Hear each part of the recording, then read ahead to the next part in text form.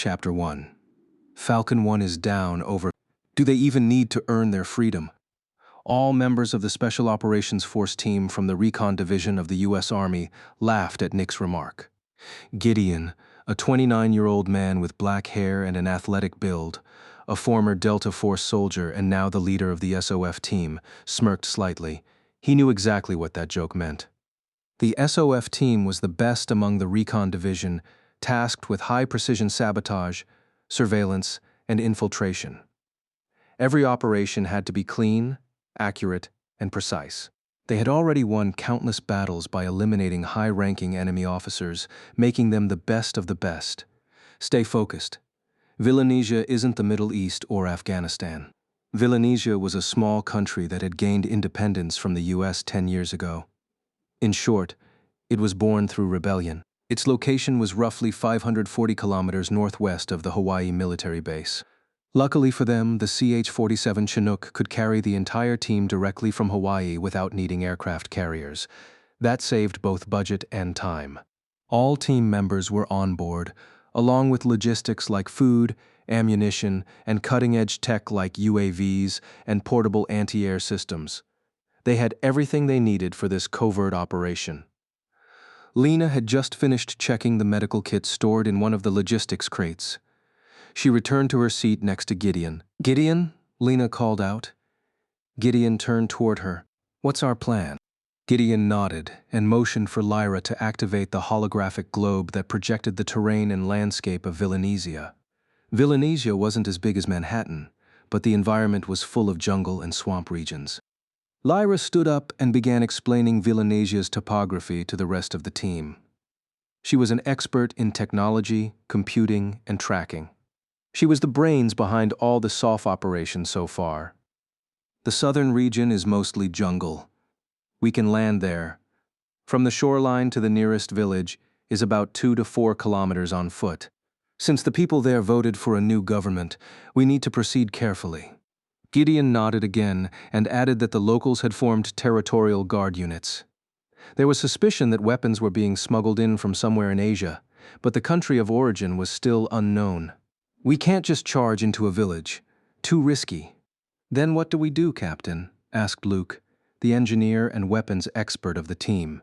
He was familiar with handling almost every kind of tool to ensure mission success. Even if their people support the new government, the disparity still exists.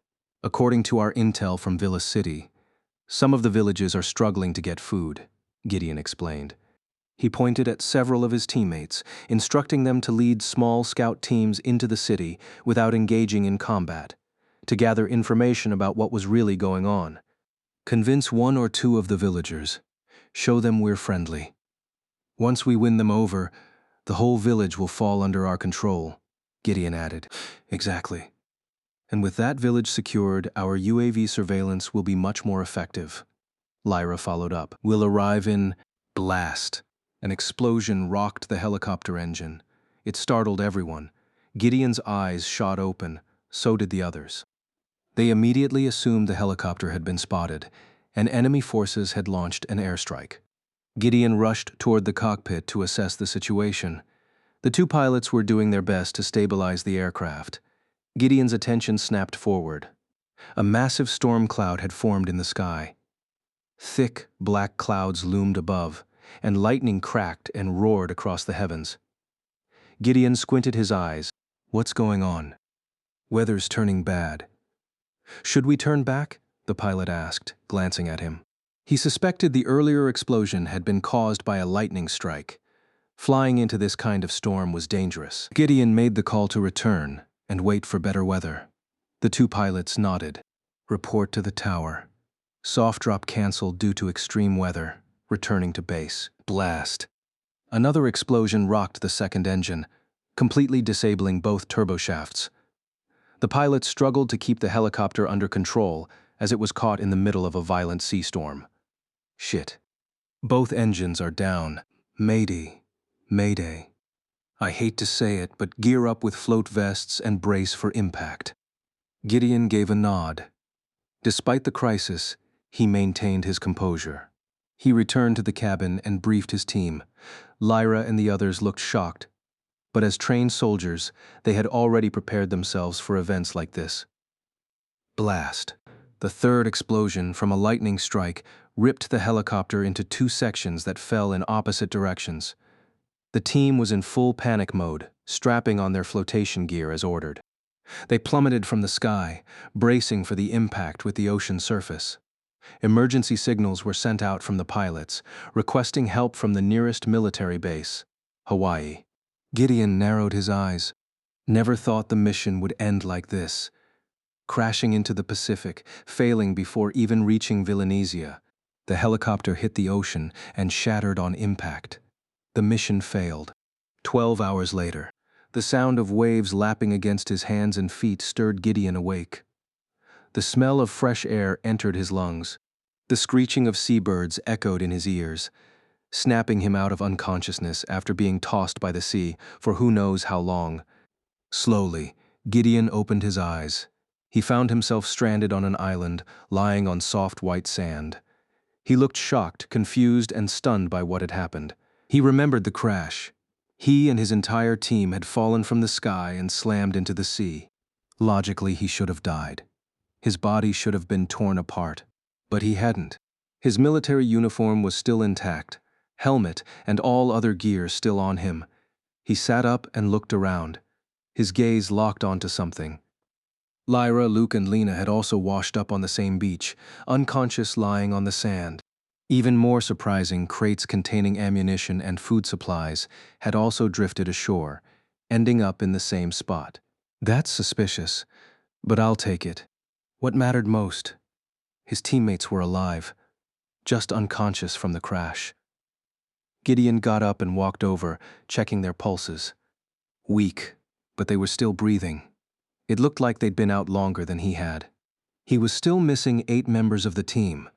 They could have washed up somewhere else, or maybe they were on the other side of this island.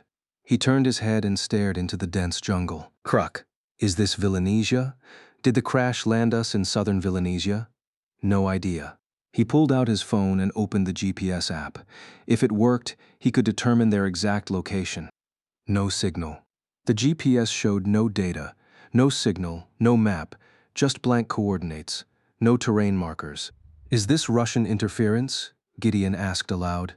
Speculating won't help now. As the only one awake, he needed to take action. When the others woke up, they'd likely be weak from dehydration and the trauma. He moved to the logistics crate, searching for IV fluids. There, he found 12 medical-grade IV packs, standard issue in case of heavy casualties. He grabbed 3 and carried his teammates near a palm tree, letting them rest with their backs against it. He hooked up the IV tubes into their veins and tied the fluid bags higher than their wrists, ensuring gravity could do its job. Medical issue handled now. Perimeter security. Gideon opened Lena's laptop and synced it with their UAV units. Success. He launched 3 recon drones and sent them flying toward the forest. Their thermal sensors scanned for signs of life. On the screen, Gideon saw several animals wandering about, around 1 kilometer out. If any of them get too close, I'll deal with it. Next priority, inventory. He opened the crates and checked everything. Ammo and food intact, no water damage. Lucky break. So me. A voice screamed from down the beach, echoing north to south. Gideon snapped his head toward the source. A girl sprinted along the shoreline, crying, chased by 2 men. What the hell? Are those swords and spears? Gideon raised his M4 and aimed at the 2 armored men chasing her. Stop right there, Gideon ordered. Who the hell are you? One of them shouted back. The girl ran past Gideon, hiding behind his back. He stole a glance at her and froze. Wait. Is she human? No. Her face, ears, she had the features of a wolf. Even stranger. He couldn't understand what the 2 men were yelling. It sounded like a completely different language. But their angry expressions, those were universal. Back off or I shoot. They didn't listen. Bang. 1 round, straight to the chest. The 5.56 times 45 millimeters NATO round pierced through the iron armor, hitting the heart. Instant kill. The men flew back and collapsed, dead. A clean, precise shot, just like he was trained to do in Delta Force. The girl behind him looked horrified, not just from the instant kill, but from the deafening sound that came from the black metal weapon the man in camouflage had just used. Gideon walked toward the bodies and pulled off their helmets. Human. Who were they? Why armor and swords? He turned to the girl and studied her face. And who the hell is she? Why does she look like a wolf? Sir, can you help me? The wolf girl asked. Gideon sighed. He still couldn't understand the language. An alarm went off from Lena's laptop. Gideon rushed to check the UAV feed. 10 figures entering the forest, headed toward his location. He grabbed his rifle and took position near his teammates. Thermal showed more wolf-faced people. Armed. Tall, muscular, human-shaped bodies. Something's definitely wrong with this island. Stop, Gideon shouted. The wolf-like eyes locked onto him, suspicious, alert. His uniform and weapon were unlike anything they'd seen. Wait, the girl yelled, running toward the group. Gideon tried to call her back, but she either ignored him or didn't understand his words. He saved me from the soldiers of the Luth Kingdom. He's a good man. He's human. We can't trust him. Trust me. He killed those soldiers and he didn't hurt me. They were speaking in a language Gideon couldn't understand. He had no idea what was going on, but the situation was tense. He stayed silent, calm, focused, finger on the trigger, but didn't pull it. What the hell is going on? Chapter 2. Stranded in Fantasy World. The wolf-faced girl kept trying to convince them, but their hatred for humans had already clouded their judgment. Gideon watched them step forward one by one. He had no other choice left. If they threaten me, I'll kill them all. Wait, a voice came from behind the trees. A frail old man walking with a wooden staff. 2 male wolves accompanied him on both sides. His voice made the group freeze mid-step. Gideon figured the old man must be their tribal chief. But he's human. Look at his armor. Have you ever seen anything like that before? The old man asked. He's human, yes, but not our enemy. That human saved Leah? That's a fact, the old man said firmly. Once again, Gideon didn't understand what they were saying. Damn, what are they talking about? Even so, he saw the male wolves lower their spears and swords. The hostility in their eyes faded. They followed the command of their elder. Gideon mirrored their action. He lowered his weapon, making it clear he wasn't a threat. The tension in the air began to ease. The old man stepped closer to Gideon. Their eyes met, and in that moment, Gideon could see the seriousness in the wolf-faced elder's stare. Are you from the kingdom of Lutha or Sicila? Or Moko? The man asked. Gideon turned to the wolf girl, confused. His expression made it obvious. He didn't understand a word of what the elder just said. I don't think he understands our language, Grandpa, said Leah, the wolf girl. Really? If that's true, then he's not from any of the human kingdoms. He's not our enemy, the old man concluded. Just then, behind Gideon, a sneeze rang out. He turned around and saw Lena, now awake. The first thing on her face, shock and confusion. Where are we? What happened? Gideon stepped toward her, relieved to see his teammate awake. Lena looked up at him, tears in her eyes, a faint smile breaking through. She thought they'd all died in that crash, but they hadn't. She turned to her side. Lyra and Luke were still unconscious, IV tubes in their arms, Gideon's handiwork. Lena didn't doubt Gideon's capability. He was a former Delta Force operator after all. She tried to sit up and stand, but Gideon stopped her, insisting she remain seated. Lena obeyed, but then she heard a noise behind a coconut tree. Her face shifted to utter shock. There stood a group of wolves, dressed and standing like humans. Lena almost screamed. What the? Who are they? She gasped. Stay calm. Don't make them uneasy, ordered Gideon. I'll try to get some intel. You focus on resting.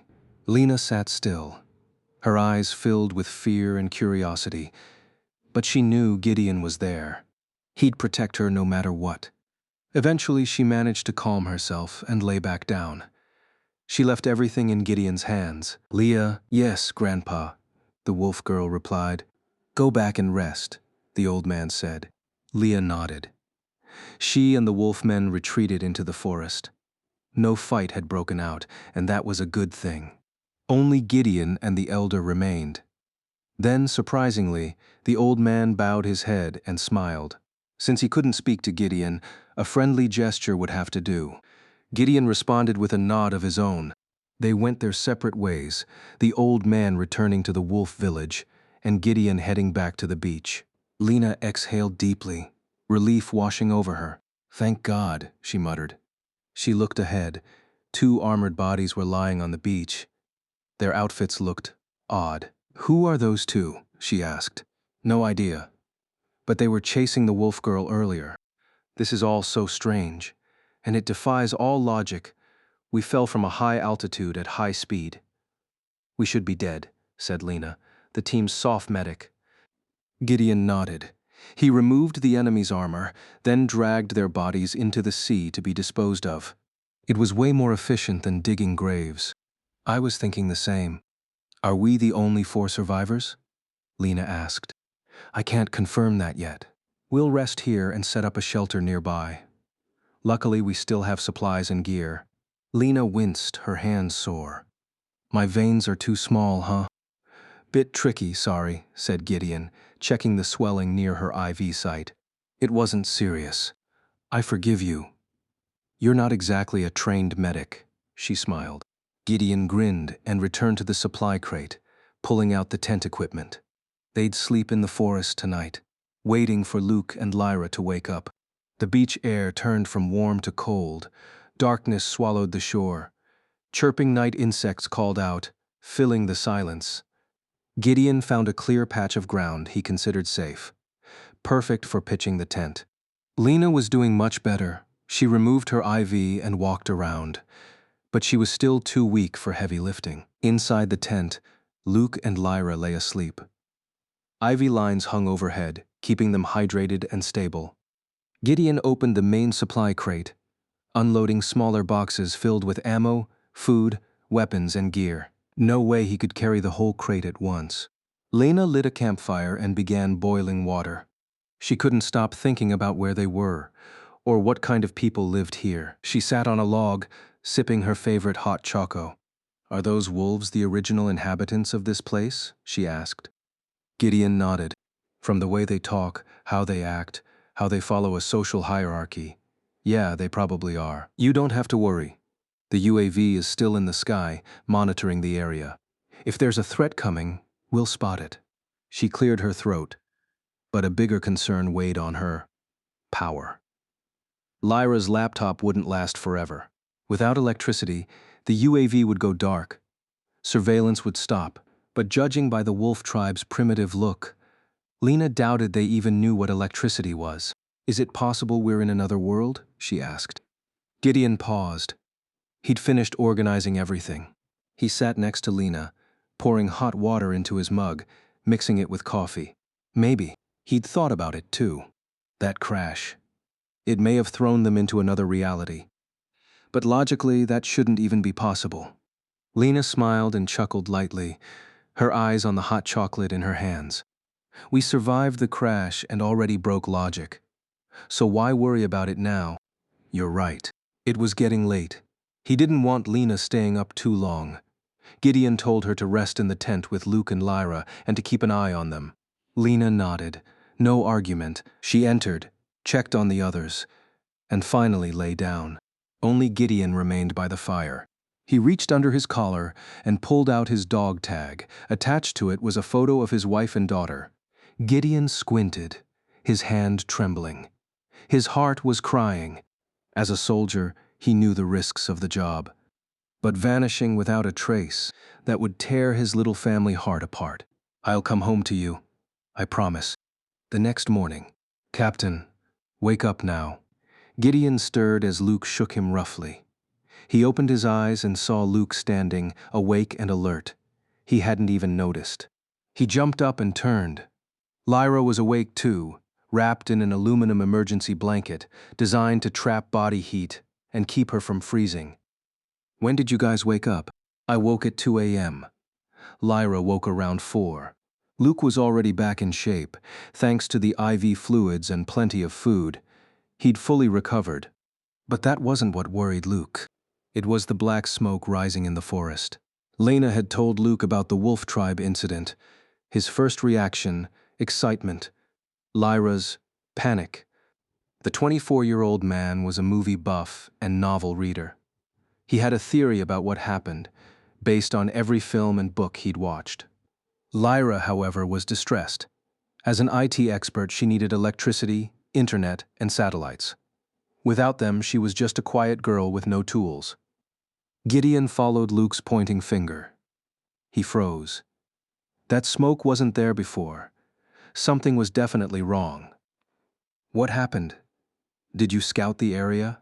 asked Gideon. Luke shook his head, arms crossed. "We can't use the UAV." "What? Why not?" Lyra pointed at her laptop. It wasn't dead from battery loss. She'd shut it down herself to save power. She figured they'd need the data stored in it more than anything else. Gideon stayed quiet. He had to find a power source. This new world, wherever it was, didn't have any. The only way was to make a power generator. Something simple, just enough to charge Lyra's laptop. "Lena, Lyra, stay here. Luke and I will go check it out." "Lyra," he called out, "look up simple generator designs. If we find a river, maybe we can build a water wheel." "Yeah, but we'll need a dynamo." "I think I saw magnets and copper wire in the crate." "But is that enough?" Gideon asked. Lyra took a sip of her hot choco before replying. "It's enough." "All right, you prep the blueprint. We'll handle the rest," said Gideon. "Copy, Captain." Chapter 3. Wolf Folk Village. Luke and Gideon suited up again. Uniforms on, complete with bulletproof vests and helmets. Their microphones and headsets activated. Lyra assisted in getting the radio communication system running, allowing her and Lena to hear everything Luke and Gideon said in real time. Their rifles were fully loaded and ready to fire. Their mouths and noses were covered with neck buffs, matching the camo pattern on their gear. Gideon spoke through the side-mounted mic on his helmet, and Lyra gave him a thumbs up. "Stay close," barked Gideon. "Copy that, Captain," Luke replied sharply. Without delay, they entered the forest, keeping tight formation. Over the radio, Gideon ordered Lena to prep her medical gear. He feared that black smoke was coming from the wolf village, and where there's smoke, there are casualties. "Roger, Captain." "I'm ready," said Lena. They moved deeper into the forest, stepping silently, avoiding dry leaves and sticking to the wet grass. From where they were, Gideon could already hear the sound of screams and crackling fire. Luke turned his head, speaking into his mic. "I hear metal clashing." "Stay sharp. It's an attack." "Copy." After 30 minutes, Gideon halted, about 500 meters out from the wolf village. He zoomed in using the scope attached to his helmet's side rails. Luke did the same. Gideon's suspicion was right. The village was under attack by human soldiers in armor. They outnumbered the wolves badly. Women and children were injured. Some are already dead. "Cover the right side. Eliminate on approach," Gideon commanded. "On it." They burst from the tree line and charged into the village chaos. The wolves were stunned, eyes wide open as they saw humans in strange combat gear entering their village. "Who are they?" shouted a female wolf. Several males turned. The old man among them stared, mouth agape, eyes frozen. There were now 2 humans in strange camo uniforms, storming into their village. "You," one of the male wolves yelled. "Open fire," Gideon ordered. Gideon and Luke unleashed controlled bursts from their M4s, bullets tearing into the armored invaders. The wolves stood there, shocked, then turned their eyes forward and watched in awe as the enemy fell. Clink, clatter. Empty shell casings rained from their rifles. The wolf elder's jaw dropped. He couldn't believe what he was seeing. 2 men in camouflage had just taken down dozens of armored soldiers with ease. No hand-to-hand needed. Horrifying. What kind of magic are they using? Good thing we didn't pick a fight with them yesterday. Gideon and Luke's arrival helped the Wolfkin defend their home. Still, Gideon spotted several wounded villagers. They needed immediate aid. Luke, flare. Roger that, Captain. Luke stepped back and fired a bright flare into the sky. The wolves stared upward, watching the glowing beacon. Gideon used the open channel. Lena, Lyra, move to our position. Civilian evac required. Lena and Lyra received the signal and spotted the flare over the trees, pinpointing the village location. Lyra took the lead. Lena followed. Luke began rallying the wolves, ordering them to evacuate and seek shelter. He also told the able-bodied to help fight the fire. They didn't understand his words, but Luke's gestures and tone were clear. The male wolves caught on quickly. They worked together, dousing flames in 3 burning homes. Meanwhile, Gideon focused on repelling the armored troops. Eventually, the enemy commander realized they couldn't take the village. He gave the order to fall back. Gideon watched them retreat, organized but beaten. Enemy retreating, forward sector secure, he announced. Focus on recovery. Copy, Luke and the others replied. Gideon remained at the village gate, scanning the scorched battleground. A red and yellow flag with a black star fluttered in the wreckage. That symbol, a royal insignia? Lena arrived and quickly assessed the wounded. Villagers had slash wounds, arrows stuck in them, and burn injuries. It was heartbreaking, but she knew exactly what to do. Lyra, separate the light and critical casualties. On it, Gideon re-entered the village.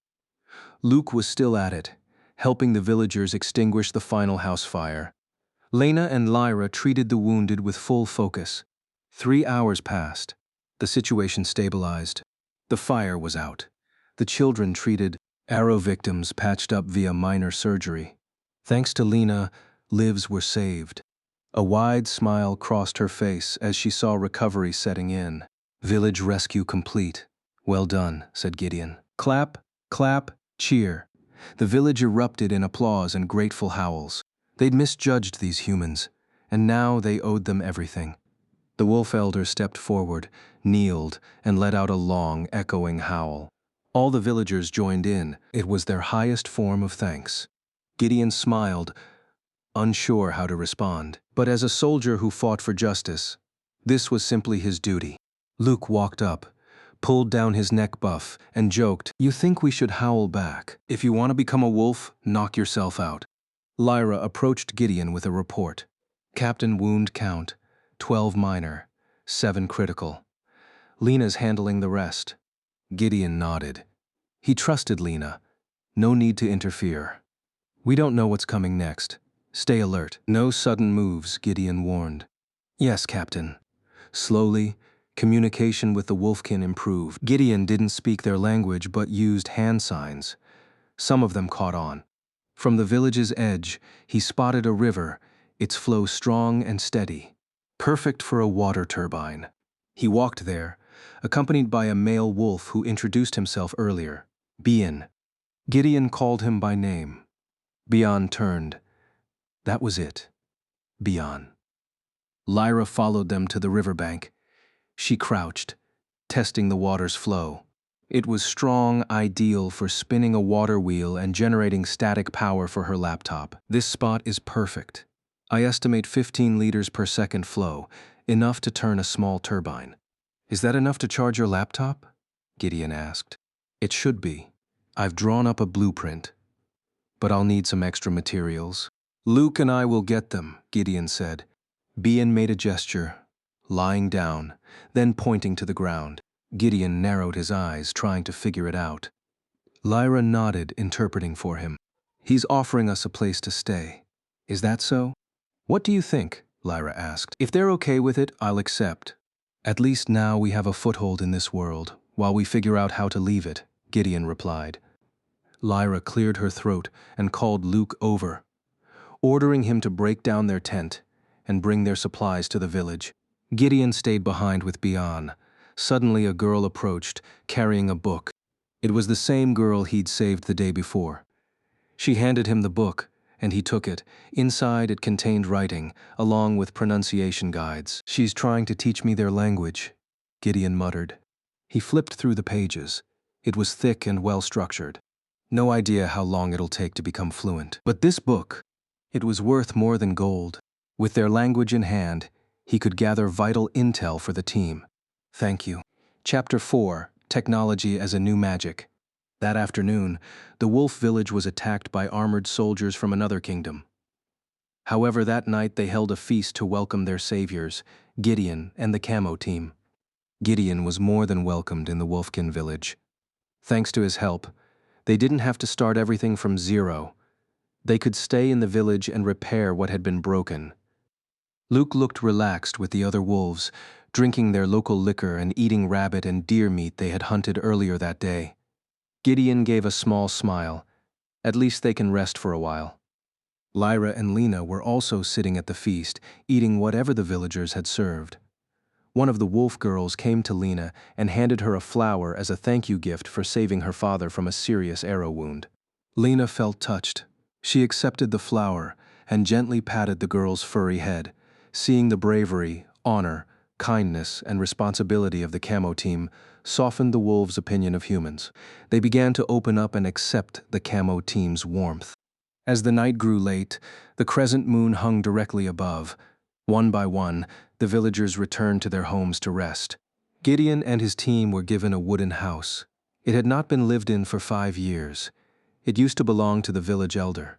As a thank you, they let Gideon and his team stay there as long as they wanted.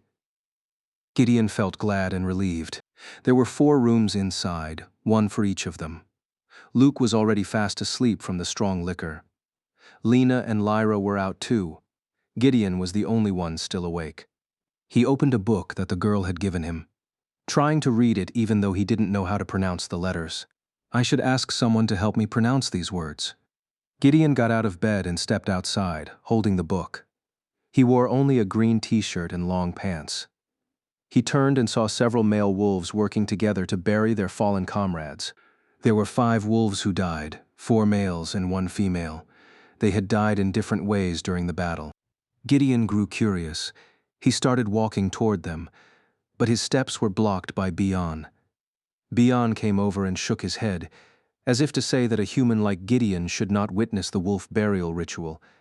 Gideon didn't understand what Bion meant, but not wanting to break their traditions, he chose to go back and rest. He would ask for help another time. 3 days later, Wolf Village. All their logistics and military equipment had been moved from the camp to the village. Lena was learning some helpful words to assist the soft team, especially when asking the Wolfkin men to carry the supply boxes. It didn't take long. The soft supply crates were moved and stored at their new home. The wolf children were curious. They had never seen what was inside such boxes. Lyra stayed focused on her goal, with Luke helping her. Luke was skilled with engineering. Even if he acted easygoing, that didn't mean he lacked ability. For Luke, building a water wheel power generator felt like a college project. As long as the materials were available, he could make it quickly and easily. With Lena's growing understanding of the Wolfkin language, she spoke to one of the young wolves to help Gideon. Gideon gathered them and showed a simple sketch of the device he wanted to build, using the strong river current. Bian and the others nodded in understanding, especially when Gideon demonstrated it using a small model. Lena helped explain, even though she only knew a few phrases. An old wolf man clapped his hands. It was an interesting idea that might bring real change to their village. "This is interesting," said the men. "Right. As long as it doesn't destroy our village, we should try it. Bien, you know that Camo man. You'll be our guide." Bien nodded. He turned and said something in English. Gideon and Lena gasped in surprise when Bien said it. "All right," Bien said clearly. Gideon smiled. He started assigning tasks to the Wolfkin men. Before electricity could flow, they had to build the water wheel first, and that required wood. "I'll teach you how to use our tools." Lena smiled. She turned and nodded. Using her broken language, she explained that Gideon would begin. The men nodded in response, understanding Lena's short words. Gideon brought out a toolbox, a full set of carpentry equipment. These tools were essential for soft teams to build shelters and more in the field. It wasn't standard gear for tactical teams, but Gideon always carried it due to habit and foresight. He didn't want to struggle later from lacking the right equipment. From what Gideon had seen, they were still primitive. No nails, just rope and bamboo. It worked, but it wouldn't last long. Gideon introduced hammers, nails, axes, measuring tape and saws. All of these would be needed for the water wheel. Based on the blueprint Lyra had drawn on paper, Gideon figured out how many meters of wood were needed and how to build it. The Wolfkin village became a busy place. The wolf women went into the forest to find food, while the men worked together to cut trees and follow Gideon's instructions. Slowly, Gideon started understanding their language because of the frequent interaction. Tree trunks were cut carefully and precisely, and the wolf men followed his orders well. They worked with a cheerful and helpful attitude. Even when Gideon grew tired, they stepped in to help him. He felt truly glad. Several days have passed since construction began. The water wheel structure was finally complete. It satisfied Gideon. He and the wolfmen helped place the water wheel at the riverbank, allowing the current to flow through it and spin the wheel. The wolf children stared in awe, their eyes sparkling as they watched wood pieces turn into something that kept spinning in the river. Gideon and Lena smiled. It was a natural reaction, they thought. Now we just need to install the magnet on the axle. I'll go call them, said Lena. Gideon turned and nodded. Soon Lyra and Luke arrived carrying a box filled with magnets and thick copper wire coiled around a wooden block. Luke smiled. Behold the masterpiece I'll create. This is magic, said Luke, shouting as he lifted the box. Everyone's attention turned to Luke and Lyra. Gideon and Lena helped them. The magnet was attached to the spinning axle of the water wheel, close to the copper coil on the wooden block, but not touching it. Will this work? Asked Gideon. Luke cleared his throat, slung an arm around Gideon's shoulder, and patted his chest proudly. Of course, we're using 2 magnets on that axle. When they spin with the water wheel, the magnetic field creates electromagnetic induction in the copper coil. With a current this strong, I'm sure it'll produce a good amount of electricity, said Luke. But if it spins too fast, and the electricity gets too strong, won't the voltage be too high and damage the copper coil? Asked Gideon. No need to worry, Captain. That's what this lever is for, said Luke, pointing to a lever that moved forward and backward. Gideon looked at it. He had built that lever based on the blueprint. Now he understood its use. So, it's a brake? Asked Gideon. Luke nodded and snapped his fingers. Exactly, Captain. Lyra finished her task. Now it was Luke's turn to connect the copper wires to 2 different rods in the ground. One made of copper, the other regular iron. Luke buried the copper wire, connecting the copper rod to the iron one. He called this method a soil battery. Luckily, the ground was wet, and the river water was clear and full of minerals. He even sprinkled salt to speed up the chemical reaction. Luke made 5 of them in a series to match the electricity being produced. The ends of the copper wire were wrapped around 2 metal stakes on a wooden board. That's where the simple outlet was built. With that, electricity could be generated. It's done. Luke finished the final step, connecting the outlet wires, separating the positive and negative lines. Finally, Lyra and the others could use electricity easily, powered by the river's current. Gideon placed the water wheel over the stream, locking it tightly to the wooden axle. He let go, and the wheel started spinning fast. Gideon pulled the lever back to slow it down. Luke let the wheel spin. He and the others waited for the electromagnetic induction to happen. How's it going? Asked Gideon. This will be our test, said Luke, holding up a light bulb. He plugged the bulb into the outlet. Gideon and the others waited anxiously. The light bulb turned on. They did it. Electricity had come to the wolf village. Chapter 5. The intermediary of 2 races. That night, for the first time in the history of the Wolfkin village, a light that didn't come from fire was shining, powered by water. That's what they were all thinking. Wolf children walked toward the river, dancing happily and making shadow puppets with their hands. The Wolfkin women smiled brightly as they watched their kids play. The wolfkin were amazed, their eyes wide with attention as they stared at the light glowing near the water wheel. Awe filled their hearts as they looked at the strange magic the camo team had brought. Even though it was just a regular light bulb, its glow drew the full attention of the wolfkin villagers. Luke smiled. Gideon stepped toward him and congratulated him. He had brought modern technology into a fantasy world. Something no one here had probably ever imagined. Lena and Lyra walked over to Luke, a big idea forming in their minds, one that could help the wolf village.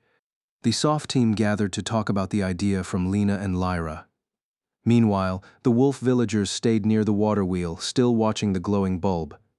They began to feel warm just being close to the light. "What if we provide electricity for lighting in this village?" asked Lena. "I was thinking the same when the water wheel started working. Do you think we can actually do it?" asked Gideon, turning to Luke. Luke went quiet, one hand on his chin, deep in thought. If they were in the modern world, he would have had plenty of tools to help make it happen. But this was a fantasy world. Electricity was completely new to the people here. It would be hard for Luke to bring that idea to life. "If I say I can do it, will you help me?" "Of course, we're a team." Luke smiled. He cleared his throat and looked at each of them. The 24-year-old blonde man felt confident that he could bring full lighting to the village. "All right. I'll figure out how to do it and what tools I need. But since everything here is traditional, don't expect too much," Luke added. Gideon nodded and patted Luke's shoulder firmly. "Just light. No TVs or fridges here." "In that case, I can do it easily." He cleared his throat and looked to his side at Lyra. The original goal of the water wheel wasn't to light the village, but to charge Lyra's laptop. That way, they could use the UAV drone for scouting again. "Lyra, start charging your laptop. Use your adapter so the electricity doesn't fry it," said Gideon. "Copy, Captain." "Lena, talk to the elder wolfkin men about what Luke needs. Make sure they'll help us again," said Gideon. "Understood, Captain. I'll go meet Bion. That bright light might attract wild animals or enemies.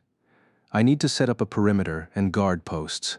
"Yes, Captain," the three of them replied in unison. "This might not be part of our original mission, but we can't just sit around doing nothing." "I'll keep looking for real answers about how to get back to our world," said Gideon.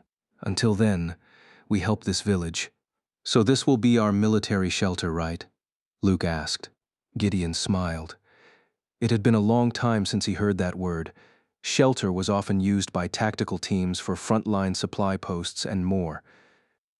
Given the situation, he didn't mind the idea. "That's right. This is our shelter." 5 days later, Wolf Village. Lyra stepped out of the house carrying her laptop, connected to a 10-terabyte external SSD. She always brought that device with her. It held tons of data copied from the U.S. Army's main servers. One of those was a blueprint archive of U.S. Army technologies. In short, that SSD was the key to unlocking hundreds of modern technologies they could apply in this world. Her attention shifted to the side. She saw Gideon talking to several wolfkin men. He was standing and holding a book of their language, while the wolfmen sat on the ground listening to his instructions. He wore a dark brown tactical t-shirt with black cargo pants and black boots.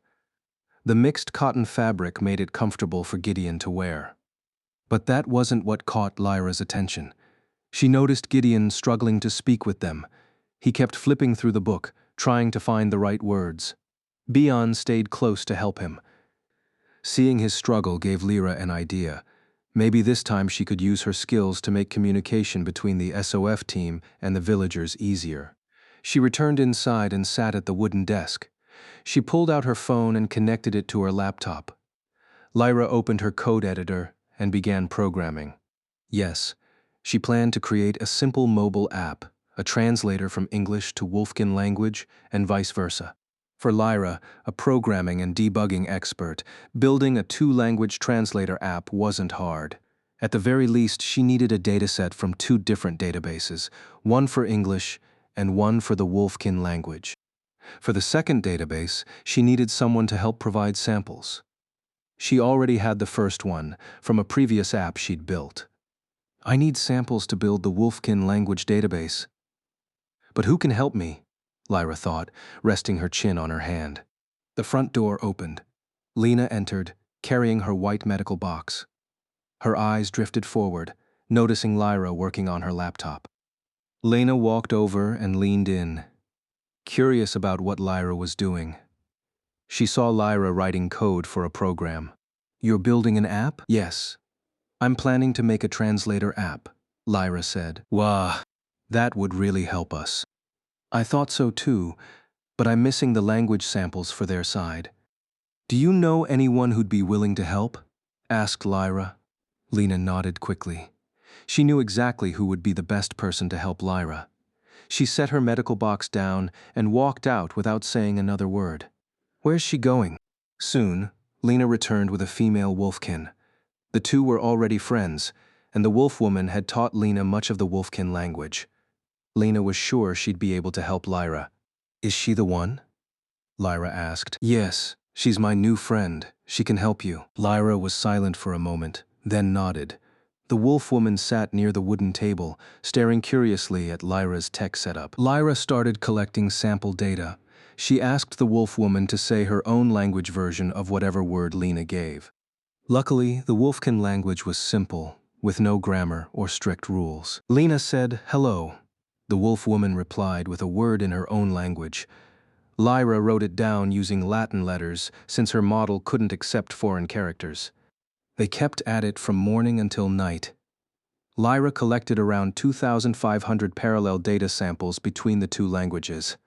She had Lena say common, everyday words like help, guard, please, take, and thank you. "How's it going?" asked Lena, her throat dry after speaking non-stop. "That's enough. I'll keep updating the language later. It'll be part of the app's next version." "Good. I need some water." Lena and Nye walked out of the house, leaving Lyra alone. Lyra felt relieved. Now she could move on to the next step, training the Marion MT model using the converted dataset in source.txt format. Her fingers typed quickly on the keyboard. Her eyes focused on the screen, scrolling left and right along the lines of code. Gideon arrived after finishing the trench and palisade. He was sweaty and short of breath. His steps slowed when he saw Lyra working alone in the living room. "What are you doing?" asked Gideon, wiping his sweat with a towel. "Building a two-language translator app." "Wow. That's great. It'll really help us." "Yeah, but could you not talk to me? I'm focusing right now." "Of course." Gideon went to his room to get ready to shower. Lyra kept coding, eventually converting her work into a mobile version. She worked non-stop from night to noon. Luke came home and asked the same question. Lyra gave him the same answer. Clack, clack, clack. The sound of the keyboard echoed through the night, while Gideon and the others slept. The next morning, Lyra smiled widely, eyes locked on her phone. The program was finished, displayed as a simple UI. When she tested the speech-to-text translation, it worked well enough for her. Nice. At least this is better than flipping through that book every time. Gideon walked out of his room, still yawning. Lyra turned quickly and startled him. "You didn't sleep?" asked Gideon. "Give me your phone," said Lyra. Gideon nodded. He returned to his room and came back with his phone. Lyra transferred the app and installed it. The installation was successful. Lyra handed the phone back. "Try it, Captain." Gideon nodded. He spoke a few sentences, and the app instantly translated them into the Wolfkin language using a female voice. The voice matched what he often heard from the villagers. "The app works," said Gideon, excited. "That means we don't have to carry around that language book anymore." "Thank you, Lyra. You really helped us." "Of course. I'm glad." The exhaustion from staying up all night was finally catching up to Lyra. Her eyes closed as relief washed over her. She was happy that she could help the team with her skills. Before, she wasn't sure she could contribute. Gideon saw Lyra nearly collapse. He rushed over and caught her in his arms. He smiled proudly, seeing the hard work she had done all night. "You worked all night for this amazing app. You really are talented, Lyra. Now get some rest." Chapter 6. Modern Defense System. Luke and Lena woke up from their sleep. They stepped out of the room and saw Gideon and Lyra in the main living area. Luke jumped in surprise when he saw Lyra asleep in Gideon's arms. "What's going on?" "Nothing," Gideon replied. "She stayed up all night working on this app." He handed his phone to Luke. Luke looked at the screen and read the title. He was shocked to see that the app on Gideon's phone was a translator. Lena smiled and nodded. "A translator app? How did she make this?" "It was easy. Nye and I helped her yesterday," Lena said, catching Luke and Gideon's attention. "Nye? Who's Nye?" "She's my friend. I just met her a few days ago. She seems interested in medical stuff," Lena said, putting her hands on her hips and raising her chin like she was proud of herself. Lyra needed a bilingual dataset, so Nye and I became her test subjects. "Oh, no wonder I didn't see you all day yesterday," Luke said. Lena smiled in response. Gideon smiled too. It made him happy and relieved to see his team working together. Slowly, their ideas were starting to take shape because they supported each other. Lyra's translator app was probably going to be a huge help, but Lena pointed out something Gideon and Luke didn't know yet. Since this is the first version of the app, the vocabulary and language library are still small. I suggested Lyra input important words first, Lena explained. At least that way, we won't struggle too much to talk to them. Luke clapped his hands, surprised that the woman known for her sharp tongue had actually helped Lyra. That was a relief to him, especially since he needed to talk to lots of people to help bring electricity to the small Wolfkin village. "Can I borrow your phone?" Luke asked. But Gideon quickly pulled his phone away. "Use your own. Just install the app. I'll send the app over. Turn on your Bluetooth." Gideon sent the app to Lena and Luke. They installed and tested it. The translator worked perfectly. "Fuck off," Luke joked. No result. The translator didn't pick up the curse. Lyra must have filtered words like that. She hated swearing. It was her app after all. Luke had no room to complain. "Lyra always finds a way to mess with me." Gideon put his phone away and carried Lyra from the main room back to her bedroom. Then he told Luke and Lena to go out and introduce the app to the Wolfkin so they wouldn't be too shocked. "Copy, Captain." Luke returned to the water wheel power station while Lena visited one of the houses that had been turned into a health clinic. They lifted their phones and started speaking through them. Surprise spread across the Wolfkins' faces. Their eyes widened as they stared at the new magic tool that could translate their language. Curious, they stepped closer, eager to examine the device. When Luke spoke, they heard his voice come out like magic. "This is a tool to help us talk. Do you understand?" Luke asked. The wolf folk nodded. When they spoke, Luke held out his phone to catch their words. Communication instantly improved. Luke and Lena were able to work much more efficiently. Gideon stepped outside. He paused, startled by the noise coming from two directions, the power station and the health clinic. The wolf folk were calling out to each other, gathering everyone to come see what the camo-clad team had brought. They were curious. They wanted to understand. The water wheel and electric lights had already amazed them. Now they were in awe again, this time because of a tool that could speak their language, even though Luke and Lena were clearly speaking English. Bien walked up to Gideon, followed by several other Wolfkin men with eager faces. They wanted to know what this tool was. Gideon smiled. He reached into his pocket and showed them his phone. He gave a quick explanation of how it worked. He didn't call it a phone, just a translator tool. The idea of a phone was too foreign for the Wolfkin to grasp. "With this tool I can talk to you," Gideon said, playing a sample voice from his phone. Bien and the others listened, then smiled and nodded. No doubt about it now. This camo team was using magic. "Is it magic?" "No, it's not magic," Gideon answered. "Then what is it?" Bien asked. "It's a translator. It uses two different language datasets and connects one to the other. So, whatever I say becomes your language." Bien tilted his head. What was a dataset? What was a translator? How did it work? Good grief. Is this what the Dark Ages were like? Gideon sighed. He nodded to himself. If calling it magic made it easier for them to understand, then so be it. After all, technology is just magic backed by science. That much was true. So, what do we do next? Bian asked. He was the leader of the village's guard team. 15 wolfkin stood in front of Gideon, including Bian. Gideon had already explained basic modern defense systems to them before, but language barriers had made it difficult. We don't know when the invaders will return, but we can still prepare. Bian, divide your team into 3 squads. Understood. Bian turned around and split the 15 into 3 groups of 5. It was easy for him. He introduced Yan and Lud as the leaders of squads 1 and 3, while he would lead squad 2. Gideon smiled. It was easy to organize them. Maybe they were obedient because they saw his team as alphas. Could be. Do you have any watchtowers? Gideon asked. Some of them were damaged in the last war. We haven't had time to repair them. I see.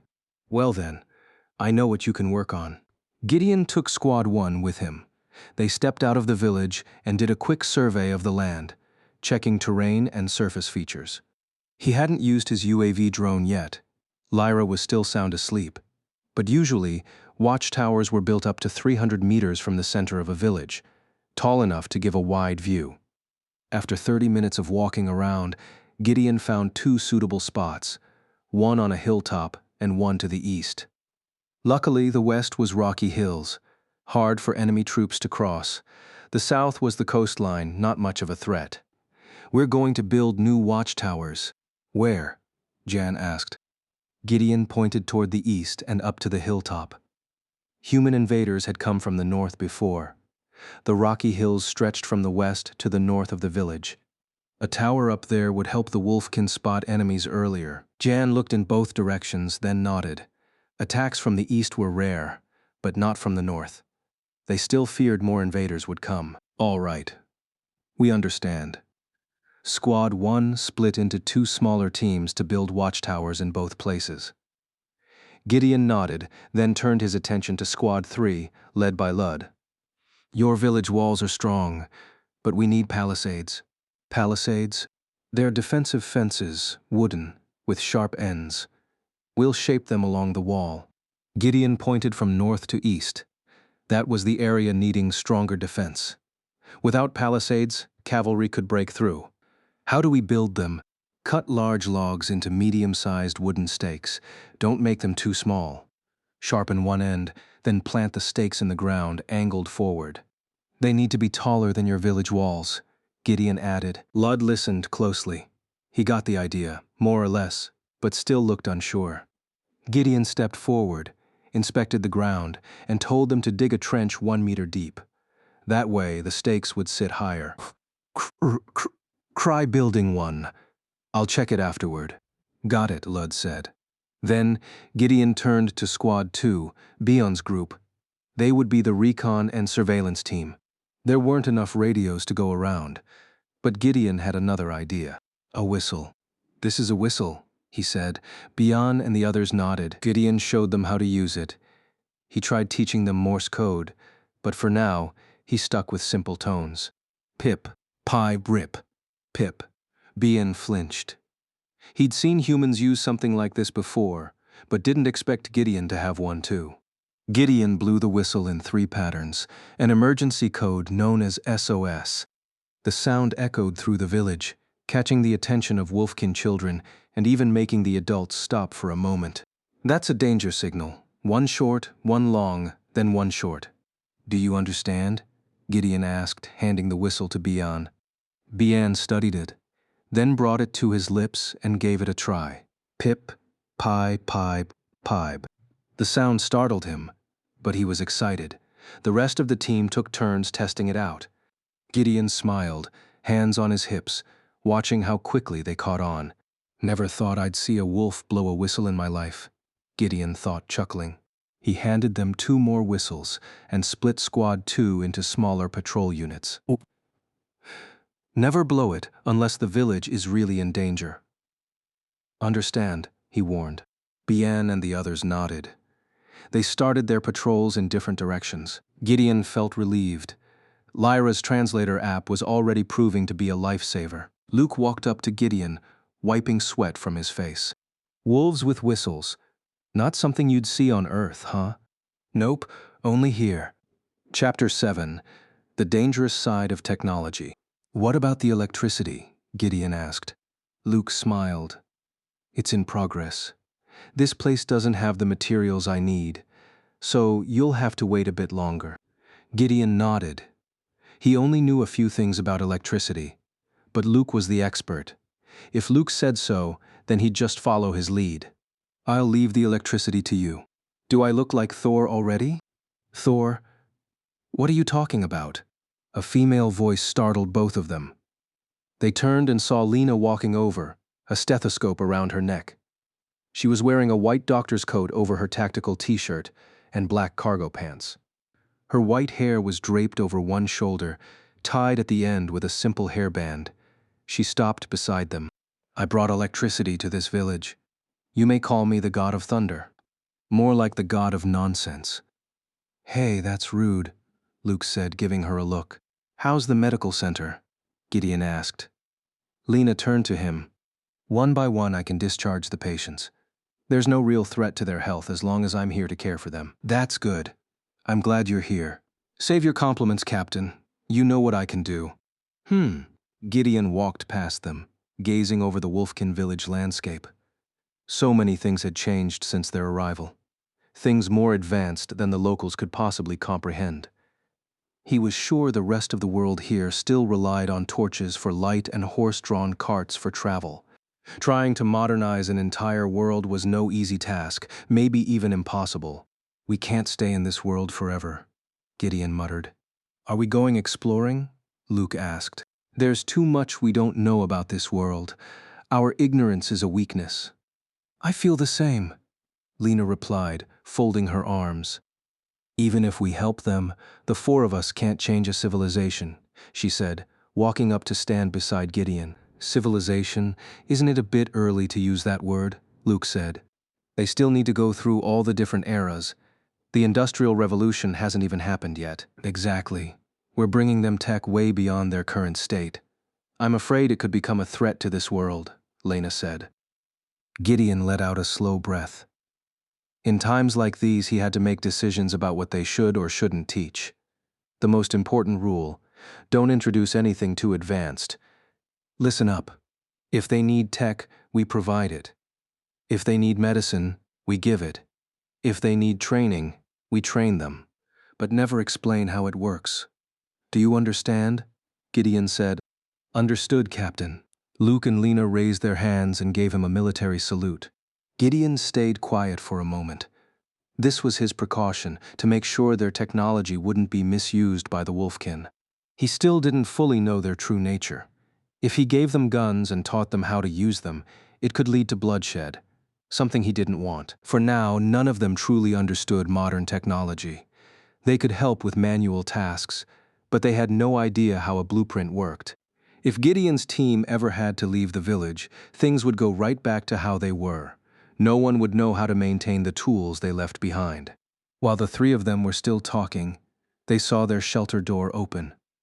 Lyra stepped out in her own tactical t-shirt, looking disoriented. Tell this to her, Gideon said to Lena. Got it, Captain? Lena walked over to Lyra and took her for a walk. Luke approached Gideon with something on his mind. Do you think Nick and the others are still alive? He asked. I don't know. We lost contact with them. They could have ended up somewhere else, or maybe they didn't survive the crash. Why would you even say that? Luke raised his voice. It's just a possibility. Until we see them again, that's what I'll assume. Put your ego aside and think straight. You're not the only one who's lost teammates. Gideon snapped, giving Luke a sharp glare before walking off toward the center of the village. Gideon, 29 years old, had been reassigned to the recon unit after failing a mission in the Middle East.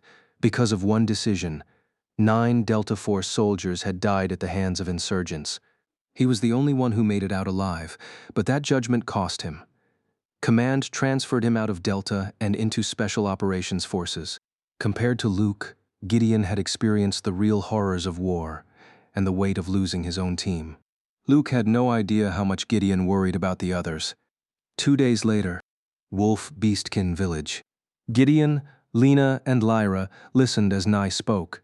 Thanks to the translator app, they could finally talk to her. They took turns asking questions, pointing Gideon's phone at her so she could speak. We're called the Wolf Beastkin. There are lots of other Beastkin out there, but I can't tell you about all of them. That's fine, we understand, Lena said. Ask her, do the Beastkin races fight each other? Lena nodded and passed the question to Nye. Her reply came with a hint of hesitation. I don't know about the other Beastkin races, but the Wolf Beastkin have enemies with 5 races.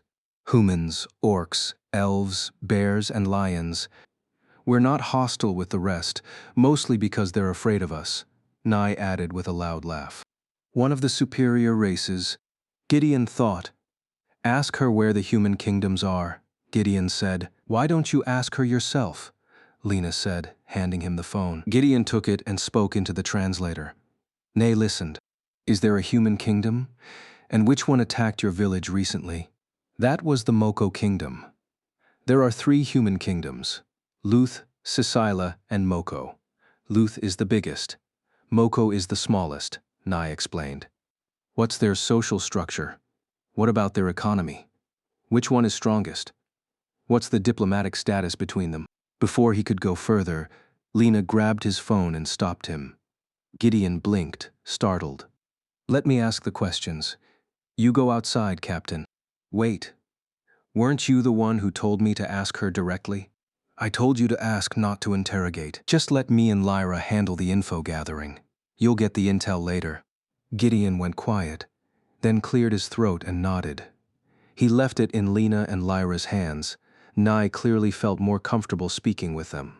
He stepped outside the shelter and checked the outer perimeter. There he saw Nan's squad still working on the watchtowers, and Lud's team digging trenches and building palisades. They were doing it exactly how Gideon had instructed. Meanwhile, Bian and his squad were in the forest, conducting reconnaissance. Gideon looked up. 3 UAV drones hovered above different forest zones. Their range was 3 to 5 kilometers at 500 meters altitude, though flight time was limited. An automatic low-battery alert would ping Lyra's laptop an hour before landing. If a drone ran out of power mid-air, it would land wherever it was, and someone would have to retrieve and recharge it. Everything was working as planned. Early threat detection was now much more reliable. Attacks like the one from the Moko soldiers could be prevented in the future. As Gideon continued monitoring the area, Bian and 2 members of his scout team returned, escorting 2 individuals. They brought them to the Camo team's shelter, which now served as a modern base of operations. Gideon squinted. Bian had brought 2 people of a different race. From their facial features, ears, bodies, and tails, they looked like foxes. Please help us, sir, said one of the fox women, her tail drooping in sadness. She's speaking Wolfkin language, Gideon thought. He pulled out his phone and launched the translator app. Walking up to her, he asked her to repeat herself. Tell me what happened, Gideon asked. Oh, our village has been cursed. He listened to her words, then furrowed his brow. Huh? Chapter 8, Outbreak of Disease. Curse? Asked Gideon. Yes, some of us suffer from fevers at night, and our skin burns when exposed to sunlight, said one of the fox folk, a woman. How many are affected? Asked Gideon. 34. That's quite a lot, thought Gideon. He turned and asked Bian to go to the Camo team's house to get Lena. This matter was beyond Gideon's expertise. He couldn't make any clear decision on his own. Bian cleared his throat and nodded. He walked off, leaving Gideon with the 2 fox women. While waiting, Gideon asked about their identities. In short, he learned they were Kitsune, a unique fox race that lived as neighbors to the wolfkin. Though they were different races, they got along well and cooperated with each other. Neither side took advantage of the other. Gideon cleared his throat. That was much better than waging war and losing lives. Lena arrived as ordered, walking alongside Lyra. Bian explained about their neighboring village suffering from a disease outbreak. As a medic, Lena couldn't just stand by and do nothing. Lyra, we're going with them, said Lena. Lyra cleared her throat and nodded. She would act as Lena's assistant. She turned to look at Gideon and Bian. She also needed Gideon's presence to help her later, whether with other tasks or to speak with the village chief. Gideon didn't mind. Lena and Lyra set off immediately, with Lena carrying a medkit in her hand. Gideon went back briefly to grab his M4 rifle, just in case things went south. "You're coming with me, Bian. Let your team handle the recon for now," said Gideon firmly. Bian nodded. They walked eastward, heading to the location the two kitsune had shown them. It was about a 30-minute walk from their shelter, located below a hill and guarded by the Foxfolk men. The arrival of Lena, Lyra, and Gideon shocked many in the village. They knew the two kitsune had gone to the wolf village for help, but instead, they came back with humans. The villagers' first reaction was fear, confusion, and suspicion. Humans had harmed their race in the past. To them, humans were greedy and dangerous. "Stop," shouted the foxmen guarding the village gate. Bian stepped in front of them. "They're here to help. They won't do any harm." "How can I trust a human?" asked the man. "Oh, so you'd rather see your people die, huh?" snapped Lena. She hated being stopped when lives were on the line. Lena spoke using the translator device. The man's gaze sharpened, and he boldly raised his wooden spear toward Lena and Lyra.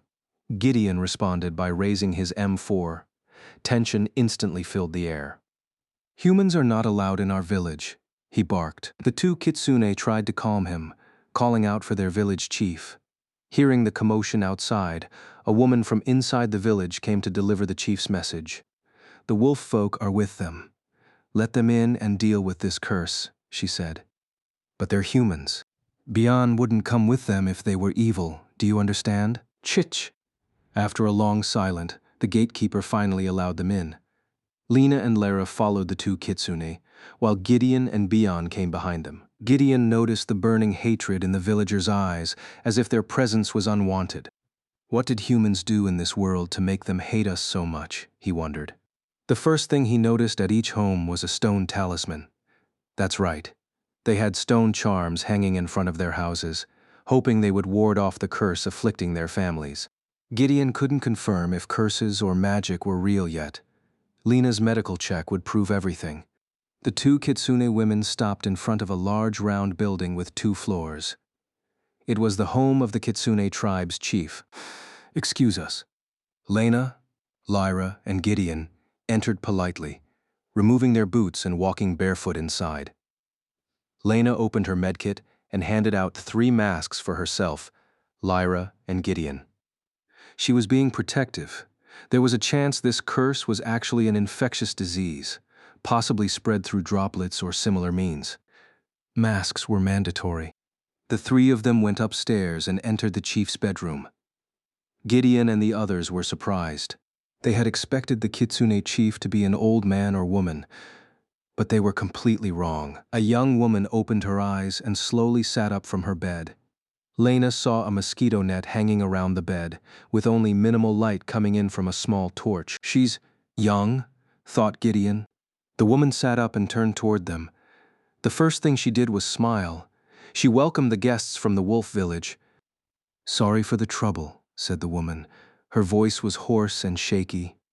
Lena squinted, examining the clear signs of the illness affecting the kitsune chief. There was a red rash in a butterfly shape stretching across her cheeks and the bridge of her nose. Lena immediately had a theory. "I'm Mitsuko, leader of the kitsune," she said weakly. As she tried to keep speaking, her voice failed her, and she collapsed back on the bed, gasping for breath. Lena rushed to her side without waiting for permission. The 2 kitsune women tried to stop her, but were halted by an elder woman who was also present.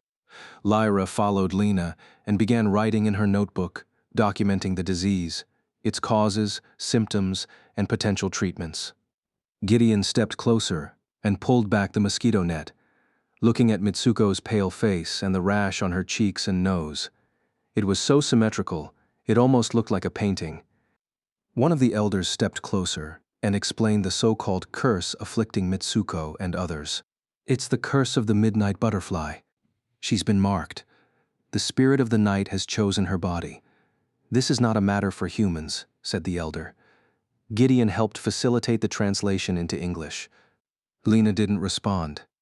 She continued her examination, checking Mitsuko's temperature, blood pressure, and inspecting the facial rash in detail. Ugh, Lyra, open that window.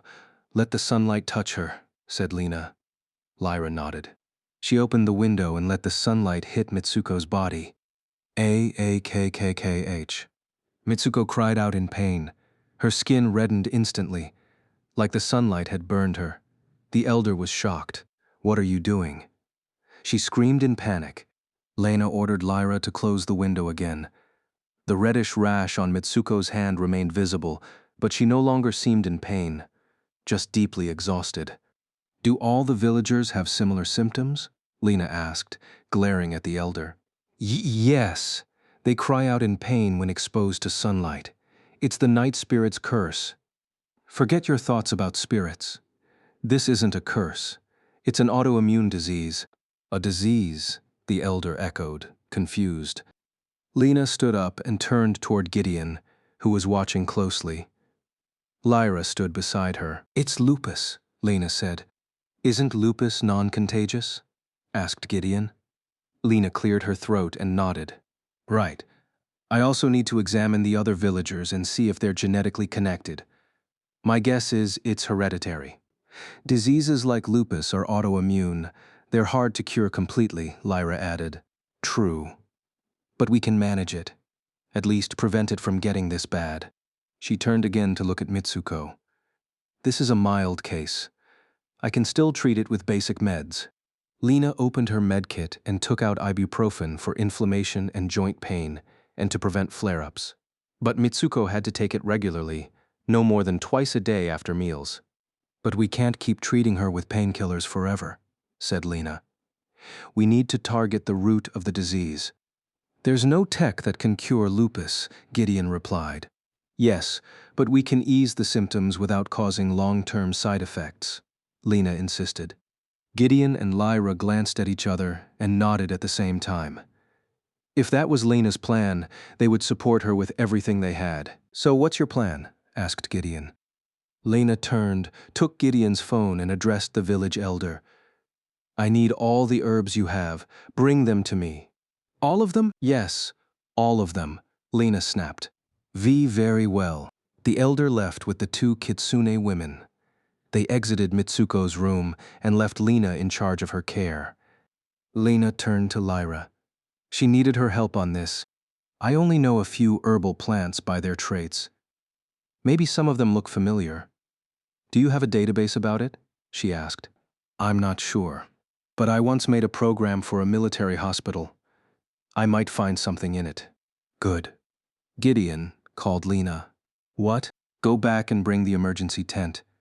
We need a separate space to treat the sick intensively. Got it. Chapter 9. Medicine over Magic Healing. As Lena had instructed, Lyra arrived at the Kitsune village with her laptop. She entered the herbal library and saw Lena examining each herbal plant laid out in front of her. Lena wasn't alone. She was accompanied by two individuals who specialized in herbal medicine. They recognized every herb before them, but they didn't know exactly what kind Lena was looking for. The door creaked open. Lena smiled when she saw Lyra walk in carrying her laptop. She explained that she had a database of Earth's herbal plants. She had kept it even after finishing the program for the military hospital. Lena nodded. Still, not a single herb in front of her looked like the ones she was familiar with. She didn't know what turmeric was called in this world, or ginger, or anything else. Fortunately, having two Kitsune herbal librarians was helpful. Lena asked them to suggest plants that had similar natural properties. Lyra's role was to check if those local herbs matched anything in Earth's herbal database. Visual plant identification tools didn't help. They looked too different. Outside Mitsuko's home compound, Gideon and several Kitsune men were working together to build a large tent to house the sick. The tent could hold around 30 to 50 patients. There were no beds, only mats and cloths for people to lie on. One by one, the patients were moved from their homes into the medical tent, except for Mitsuko. Is that all of them? asked Gideon. The kitsune man nodded. Good. What's the actual cause of all this? Gideon asked, curious. No idea. But something like this has happened before, though not this many, explained the kitsune man. Could there be other causes besides genetics? Gideon wondered. Did they eat or drink anything unusual before this happened? The kitsune man paused, then cleared his throat and nodded as if remembering something. Apparently, they had consumed a special tonic meant to boost stamina and endurance during hunts. Gideon narrowed his eyes. He didn't know the details, but it was possible the cause wasn't just genetic. Maybe their intake played a part. He followed the man to his house to see the tonic firsthand. The man went inside while Gideon waited. Soon he came out with a wooden jar and opened it. Inside was a yellowish liquid with a strong aroma, not foul, but heavily spiced with herbs. What is it? The man asked. Something might be wrong with this tonic, said Gideon. He picked up the jar and signaled for the man to follow. They had to go to the herbal library and speak directly to Lena and Lyra. When they entered, Gideon saw hundreds of herbs scattered across the floor. Lena and Lyra were busy identifying them, assisted by the two herbal librarians. Lena looked up as Gideon entered with the kitsune man, who was holding the wooden jar. What's going on? Asked Lena. Many of the patients get this disease after drinking this, said Gideon, handing her the jar. She opened it and took a sniff. One of the librarians immediately recognized the scent. It was a tonic called Hunter's Wolf. It wasn't created by the wolves, nor made for them. The recipe had been shared by the wolfkin due to their incredible hunting instincts. The kitsune wanted to mimic them, which was why drinking this tonic became a pre-hunt tradition. What's in it? Asked Lena. One librarian brought over 4 different herbs, all with distinct shapes and colors. He said those were the key ingredients of the tonic. He then described each one's natural traits. Lena focused on 2 of them, suntongue leaf and old spirit powder. For some reason, Lena's mind clicked when she heard their side effects. Lyra quickly searched the names in her herbal database. They're Soralea and Ephedra, Pisoralia and Ephedra. Those plants are banned in modern medicine because of their side effects on the heart, said Lena. Ephedra contains ephedrine. It's like adrenaline. It raises heart rate and blood pressure, she continued. And Soralea contains compounds similar to estrogen. It can mess with hormonal balance. Could those 2 be indirectly causing lupus? Gideon asked. No, but if taken repeatedly in large doses, there's a chance, Lena answered. She nodded and handed back the jar to be stored away. She also requested the kitsune stop making that tonic entirely. If they still needed a stamina booster for hunting, Lena would create a safer alternative herself. Thank you, Gideon. Of course, he replied. He returned to the medical tent and followed Lena's instructions, removing all remaining Hunter's Wolf tonics. The kitsune man nodded, having no choice but to obey, realizing now how little they had understood. Time kept ticking. Gideon and Lyra had to move constantly between the 2 villages to coordinate. Meanwhile, Lena remained focused in the kitsune village. 3 days have passed since their arrival. Under Lena's supervision, the autoimmune disease in Mitsuko's body slowly subsided. Lena, who had stayed up through the night, finally succeeded in creating 2 herbal tonics made from different local plants. She named the first one Flare Soother and the second Hunter's Stamina. Gideon and Lyra worked together to treat all the patients in the medical tent. Fortunately, no new cases appeared, meaning the illness had been contained.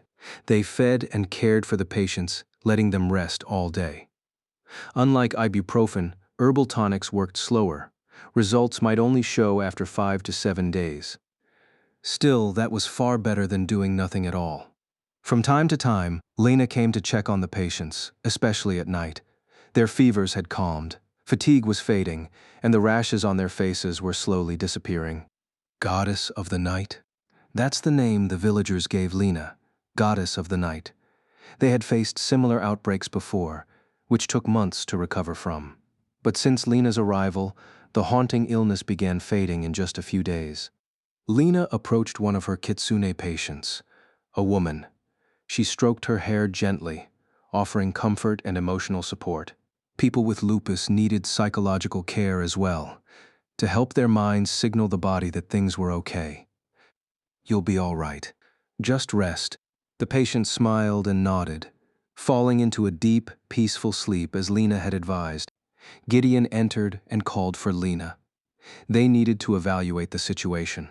Lyra was also there. Together they concluded that the disease had been inherited.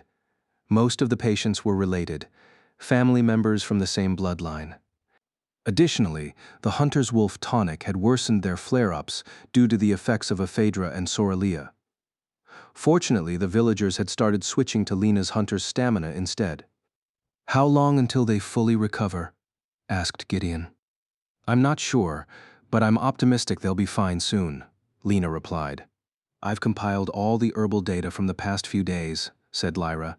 "We'll have a solid herbal database if this ever happens again."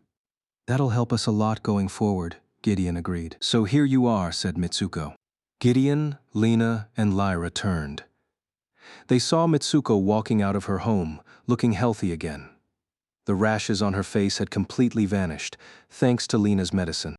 "Glad to see you recovered, Lady Mitsuko." "Thank you. Your herbal medicine helped us a lot." "You're not from Moko, Sicila, or Luth, are you?" Mitsuko asked.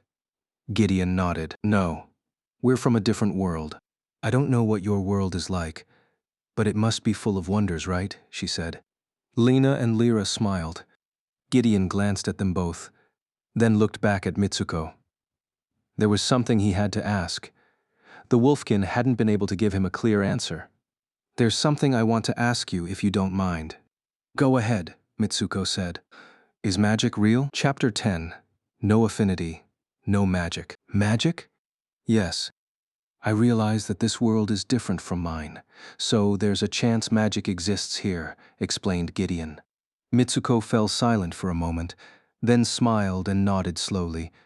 She stretched out her hand, gathered the energy of nature, and formed a simple ball of water from her palm. Lyra, Lena, and Gideon jumped in surprise. They stepped forward, watching it happen right in front of their eyes. No doubt about it. This water ball was magic, shown by Mitsuko. Not everyone is blessed with magic. The wolf folk don't have magic talent, but they have strength and great endurance, Mitsuko said. This is an example of magic from the Kitsune race. It's simple at its core. Each person's affinity is pushed to the point where they can control the natural energy around them. "How?" asked Lyra. "By balancing the heart, mind, and imagination," Mitsuko explained. Lyra furrowed her brows, and so did Lena and Gideon. Mitsuko's words sounded easy enough to say, but hard to do. They were used to things being scientific and tangible, and they couldn't fully grasp what the Kitsune woman meant. "I don't get it. What happens next?" Gideon asked her. Mitsuko smiled, raised her hand toward the sky, and launched the water ball forcefully. The three of them watched it fly through the air and then explode above the village, causing rain to fall in soft pitter-patters. Lyra was amazed. She had never imagined such a powerful and beautiful force like magic. She had watched Harry Potter before, sure, but that was fiction, made up by a writer. But today, in another world, she saw it, felt it, touched it, and admired it. Gideon and Lena were impressed too, but their minds were already working on how to understand and break down this magic. Raindrops touched their skin and hair, making their clothes slightly wet. But the rain didn't last long, only a few seconds. Then something stranger happened. Their wet clothes dried instantly, as if the water absorbed by the fabric had simply vanished. The three of them could only stand there, stunned and speechless. "That is magic," Mitsuko said. "See, can you use fire magic? Wind? Light? What about portal magic? Healing?" Lyra asked rapidly. Gideon patted Lyra's shoulder, snapping her out of her excitement. Magic was new to them. Yes, but Gideon worried it could be dangerous too. "Let me speak with her," he said. Lyra nodded and took a deep breath to calm herself. "Sorry, Lyra's just a little too excited. This is all new to us. Do you want help? I can check your affinities," offered Mitsuko. She turned and looked closely at Lyra and Lena. Lyra nodded enthusiastically. The image of her being the quiet girl disappeared when faced with the beauty of magic. Lena responded more calmly, clearing her throat. Sure, if you don't mind. All right, I'll prepare for it shortly. Wait at my home, said Mitsuko. The kitsune woman went back into her home. Gideon turned around and looked at the others carefully. We're going to learn magic? Lyra asked. If we have an affinity, then maybe we can learn a little. I'm not really interested in magic. It sounds boring. If healing magic exists, then what's the point of everything I've studied? Lena said casually. For now, let's just see the results of the affinity test, Gideon replied. Should I go get Luke? Lyra asked. Yes. Please, Lyra. She nodded and left the kitsune village, leaving Lena alone with Gideon. Lena still refused to study magic for reasons of her own. Gideon was curious about her stubbornness. Because magic is useless. It defies logic and reason, Lena said. You can't kill a virus in someone's body just by waving around natural energy or whatever. But magic might be our only way out of this world, Gideon replied. I'm not denying that. But healing magic? Come on.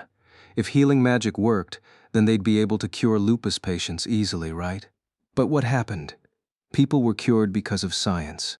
Calm down, said Gideon, trying to soothe her. A kitsune approached them. She came to tell them that Mitsuko was ready to help detect their affinities. Gideon had no choice. Refusing the offer would feel rude. He invited Lena to come with him. They walked inside and climbed to the second floor, Mitsuko's private room. When the door opened, Gideon and Lena saw two people inside, Mitsuko and one of the village elders. The elder held a glowing blue orb, about the size of a basketball. It looked like glass, with soft blue light swirling inside. Welcome. That is an affinity detection orb.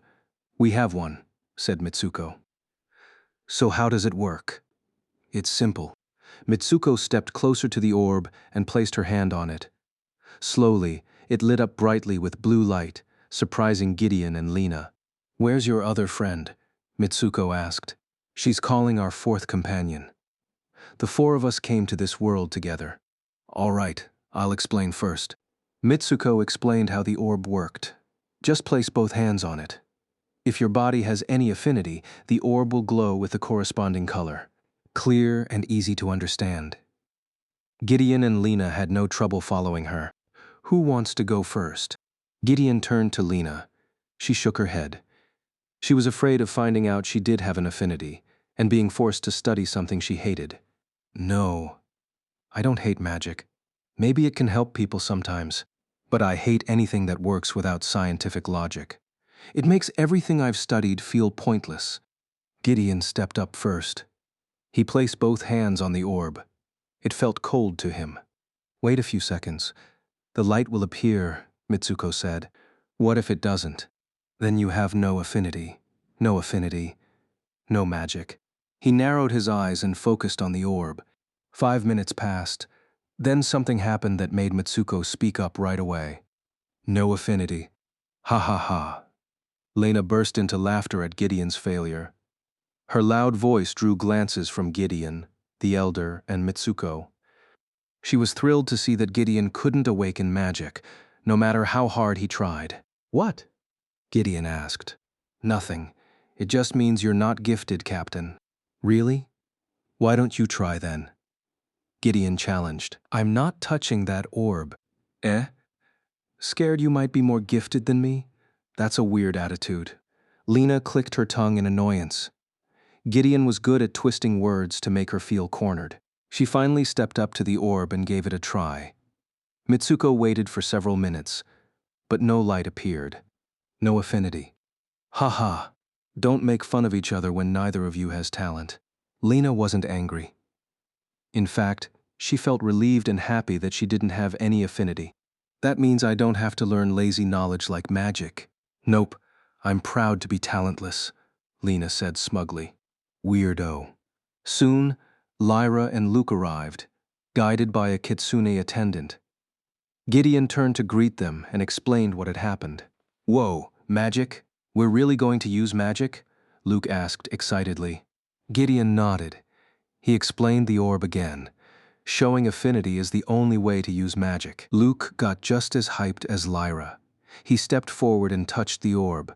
He waited for several minutes, watching closely, but nothing happened. No affinity. Ha ha ha, laughed Gideon and Lena, pointing at him and startling Luke. Looks like you've got no talent, said Gideon, chuckling. Huh. What about you guys? None for me. None for her either, said Gideon. Then stop laughing. You're no better, Luke muttered. His excitement faded when he didn't get a magical affinity. He felt a bit sad, but he hadn't put all his hopes on magic anyway. Lyra was the last to try. She placed her hands on the orb, but no light appeared. Disappointment settled in.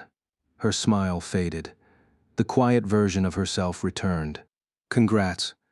We're a whole squad of talentless people, Luke joked. Lyra sighed and shot him a sharp look. Shut up. Mitsuko stepped forward with the village elder. She said this kind of thing was rare. Everyone was usually born with some natural affinity. It confirmed to her that Gideon and the others weren't from this world. She believed they came from a world where technology advanced in ways that seemed magical. There's no affinity in any of you. I can't help much, she said. Gideon nodded. That's all right. Magic isn't exactly our specialty anyway. Mitsuko turned and told one of the elders to bring a map. He understood immediately. He returned with a scroll map. It showed the entire continent, including the exact locations of the 3 human kingdoms. Gideon unrolled the map. It didn't just have kingdoms, it also listed villages from different races: orcs, centaurs, lions, and more. There were even ocean regions marked as mermaid and seraphine territory. You're giving this map to us, Gideon asked. Non-human races won't have the information you need, Mitsuko replied. The only way to get the answers you're looking for is to go to the human kingdoms. The kingdom of Moko is the closest, she added. Gideon fell silent. Lena, Lyra, and Luke leaned in to look at the map. A new excitement sparked in their eyes, ready to follow Gideon's next plan. All right, thank you. Chapter 11, Gideon's Solo Recon. Gideon and the others said their goodbyes.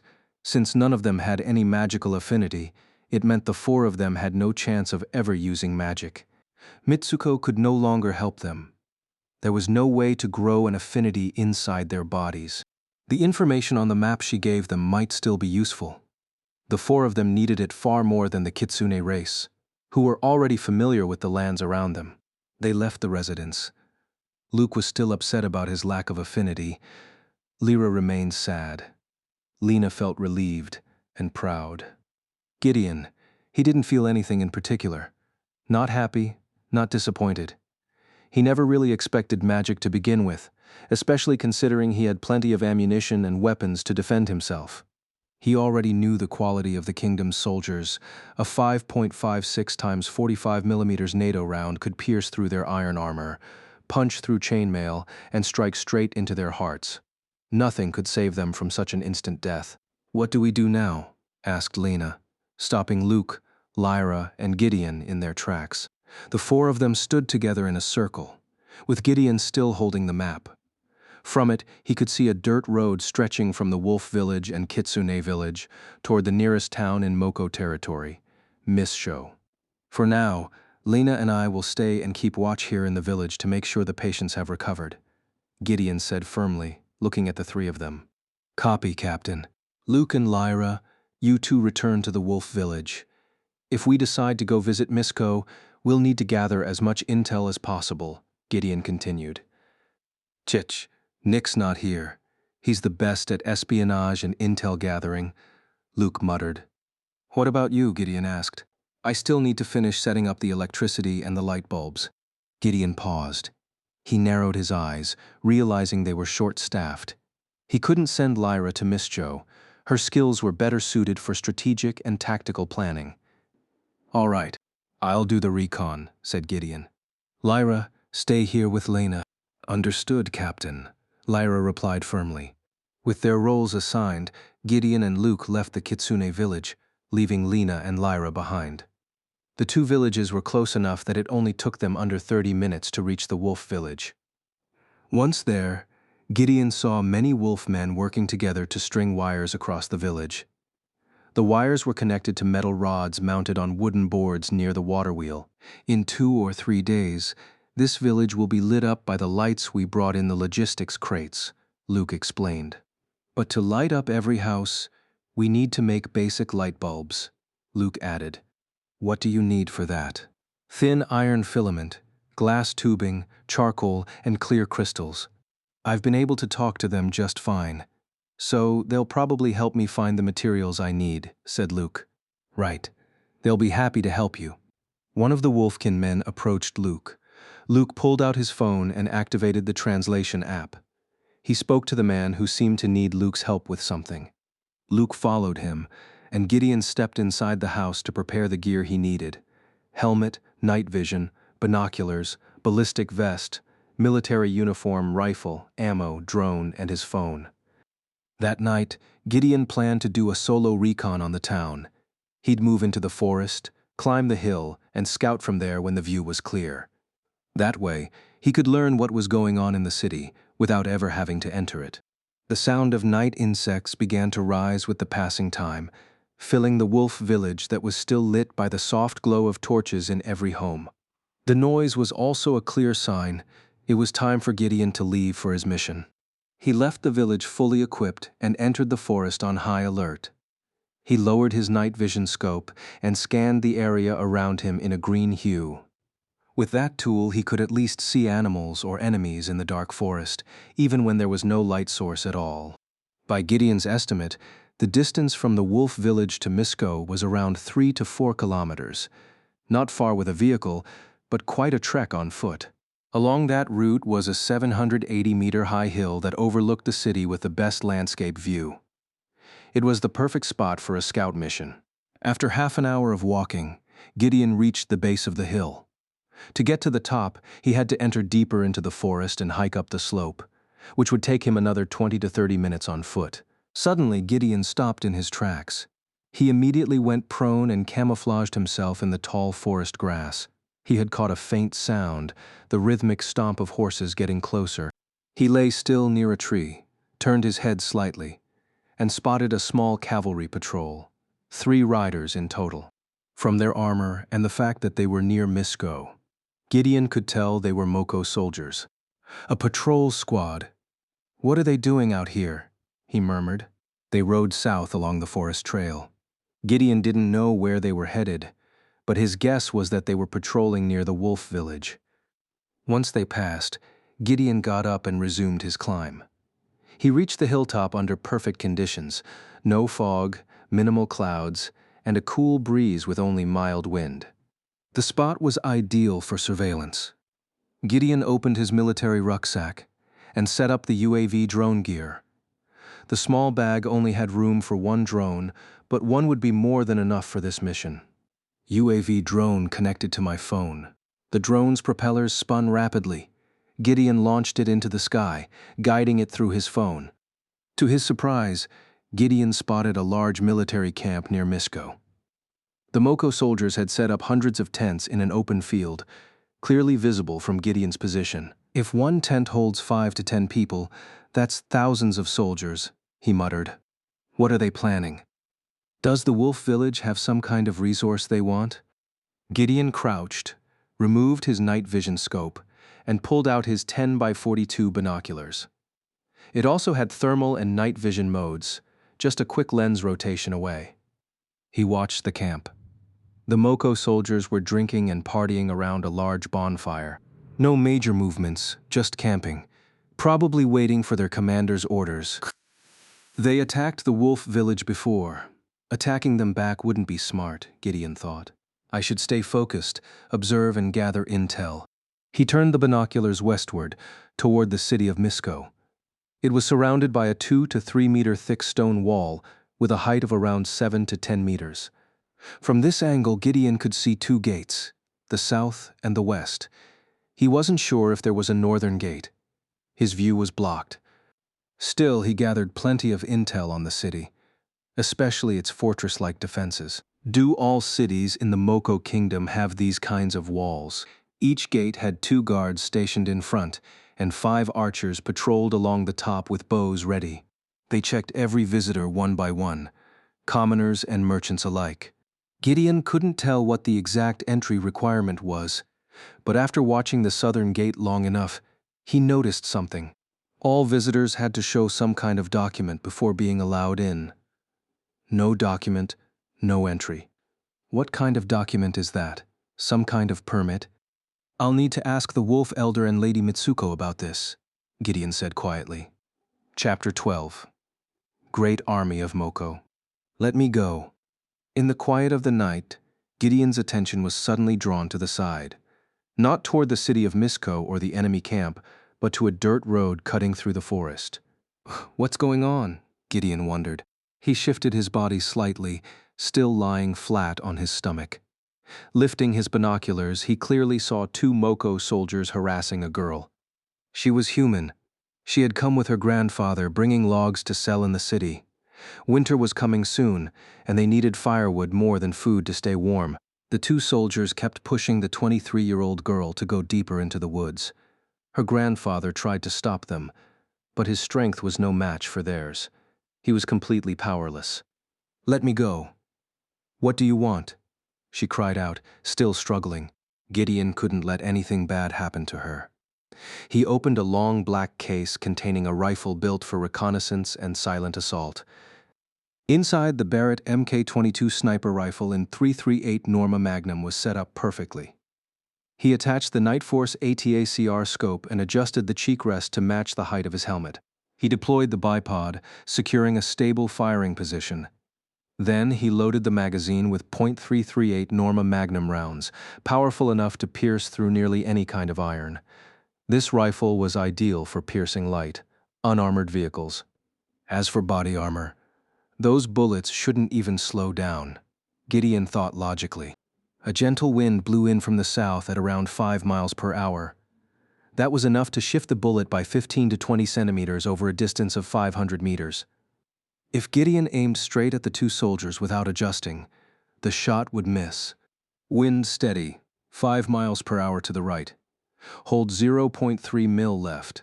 He turned the windage turret on his scope and adjusted it 3 clicks to the left. After finalizing everything, Gideon attached the suppressor and took a deep breath. Through the scope, he saw the 2 soldiers dragging the girl into the woods. Gideon had to act fast before they could rape her and leave her traumatized for life. Bang! The bullet struck the left side of one soldier's chest, knocking him back and killing him instantly. The other soldier spun around in a panic, scanning the area. "Who's there?" he shouted, startled. The girl stood frozen in shock. One of the soldiers trying to assault her had just dropped dead, without a flash of magic or anything supernatural. Her mind stayed surprisingly clear. She straightened her clothes and ran away. Gideon watched her break free and return to the cart. She climbed to the cart, and the 2 of them rode off down the road. Bang! Gideon's second shot sliced through the wind and curved slightly before hitting the remaining soldier right in the head. The powerful impact launched his body backward into a tree. Both enemies were dead before they could defend or report anything. Gideon looked around. No other patrols were nearby. 2 targets neutralized, returning to base. The mission ended with Gideon's shots piercing through armor and helmets. When the sun rose, someone would find their dead bodies. Gideon couldn't afford to linger. He had to return to the shelter and share the intel with the others. He disassembled the rifle and packed it back into the long black case. Pulling out his phone, he deactivated the UAV drone's reconnaissance. The drone returned to base, its propellers slowly winding down. With everything packed up, Gideon moved silently across the wet grass, careful not to let the enemy hear his footsteps. Ever since cavalry patrols had increased, Gideon couldn't risk walking openly through the forest trails. He chose to go deeper into the woods instead, hoping not to run into any wild beasts. It didn't take long to reach the outskirts of the Wolfkin village. Thankfully, no attacks had happened while he was away. And if there had been, the village defenses were now well prepared to handle cavalry or infantry assaults. Gideon stepped out of the woods in full military gear. He entered the village and was greeted by several wolfkin men. An elder stood at the village center, watching Luke and other wolf folk working together, laying down iron wires. Their goal was simple: to make sure the electric lights shone brightly across the village. Old man. The old man turned and smiled, welcoming Gideon back with his rifle slung over his shoulder. He already knew what Gideon had been up to. Luke had explained everything to him. "How did the recon go?" the old man asked. "Good. I gathered some intel, including the location of a Moko encampment." "Really?" the elder said, surprised. Gideon cleared his throat. "It's about 7 kilometers from the village. There are thousands of soldiers stationed there. I don't know why they need that many. It's probably connected to their territory reform plan," the elder replied. "Territory reform?" The elder nodded. Their struggle against the humans wasn't new. It had been going on for months, even years. Countless wolfkin had been forced to relocate as the Moko forces continued invading their villages. Their goal was always the same: seize land and make it part of their kingdom. "Our enemies are many, but the real threat is immoral humans. But thanks to you all being here, we've been safe from their raids." If what he's saying is true, then they're only interested in annexing land, not exploiting any of the local resources, Gideon thought. If their monarchy is purely territorial, then expanding their borders is all about boosting prestige over rival kingdoms, he added. "I can't confirm that for sure," Gideon said, surprising the elder. "Why not? We're low on rifles and ammo, not as stocked as you might think," Gideon explained. "We also haven't reached the point where we can make our own bullets. So, we have to conserve what we've got. If you want to survive, there's only one thing you need to do: unite." "Unite?" the elder asked. Gideon nodded. He stepped forward, scanning the open land ahead that could hold many different races. The wolfkin were strong, yes, but if they fought the Moko Empire alone, they wouldn't last. "How many non-human settlements are there along the coastline?" Gideon asked. "There are 7 other races, including us. What I mean by uniting is gathering all of them in one place, banding together to fight off the human invaders.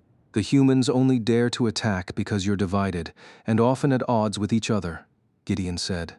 The elder beside him looked stunned. He hadn't expected such meaningful words from Gideon. Looking back on history, it was true. Many mythic races had lost their wars not because they were weak, but because they fought separately for their own kind instead of joining as one. Gideon's idea wasn't a bad one. Still, the elder wasn't sure the other races would agree to cooperate with Gideon teams, especially since the village in question was a wolfkin village. "I'll have to discuss your idea with the village elders. Please be patient, sir," the elder said. "There's no rush. I believe the time will come when all the mythical races stand united to drive out the humans and build their own kingdom, a safe haven for all non-humans. We understand your thoughts, sir." Chapter 13. Plan to eliminate Ant Queen. "Do it your way. I won't interfere," Gideon said clearly. The old man nodded, then walked away from the area. Gideon let out a deep breath, relieved to have made it back to the village safely. Luke turned and saw Gideon returning after 6 hours of recon. He decided to call off the construction work, giving the wolfkin men a chance to rest that night. They dispersed, heading back to their homes, some of them choosing to relax and share some drinks. Luke stepped closer to Gideon, giving his shoulder a light pat, while asking about the details of his recon. "How'd it go? Did you get anything?" Luke asked. "Yeah. We need to discuss it with Lena and Lyra. And there's something I want to talk to Lady Mitsuko about," Gideon added. "In that case, let's head to Kitsune Village." Without showing any signs of fatigue, Luke offered to go immediately, but Gideon gently refused. He had seen how hard Luke had worked in the village. Both his body and mind had to be worn out. "We'll go at dawn." "Huh? Shouldn't we share this info right away?" Luke asked. "There's no need to rush. What matters most is our condition," Gideon replied calmly. "Copy." The two of them went into the house and rested. Over in the Kitsune village, Lena and Lyra were also resting in the elder house. Lady Mitsuko had prepared the best rooms for them so they could properly care for the villagers. Lena and Lyra couldn't turn her down. The next morning, as the sound of crickets stirred people from sleep, Gideon was already dressed in his tactical t-shirt and cargo pants, his M17 handgun holstered at his side. Luke carried two more, one each for Lena and Lyra. They couldn't keep going around with M4 rifles. Not only were they too obvious, they were also too heavy to carry around casually. Handguns were the better choice for the four of them. Gideon and Luke had already left before most of the Wolfkin villagers even woke up. The two of them made their way to the Kitsune village, where two guards welcomed them inside. Gideon looked ahead and saw Lena and Lyra already woke up. They were going in and out of a temporary tent, carrying jars filled with herbal medicine for the patients. The number of patients had dropped significantly from 34 to just 12 still recovering. "Here, take this," said Luke. "Mem 17? What's going on?" Lyra asked. "Don't know, Captain's orders." Lena and Lyra accepted the handguns and holstered them at their hips. The two women stood right in front of Gideon and Luke, who had just arrived. "How's it going?" Gideon asked. "Most of the villagers have been treated. Just 12 left," Lena answered. "Good. There's something I want to discuss with you all." Lena and Lyra exchanged a quick glance. Lena nodded. They already knew Gideon had gone out recon. Whatever he wanted to talk about now probably had to do with what he saw last night. They went into Lady Mitsuko's residence and entered their bedroom. With the door locked, Gideon got straight to the point. "There's a Moko army encampment out there," he began. "A encampment? Where? How far? How many troops?" Luke asked, clearly hearing about it for the first time.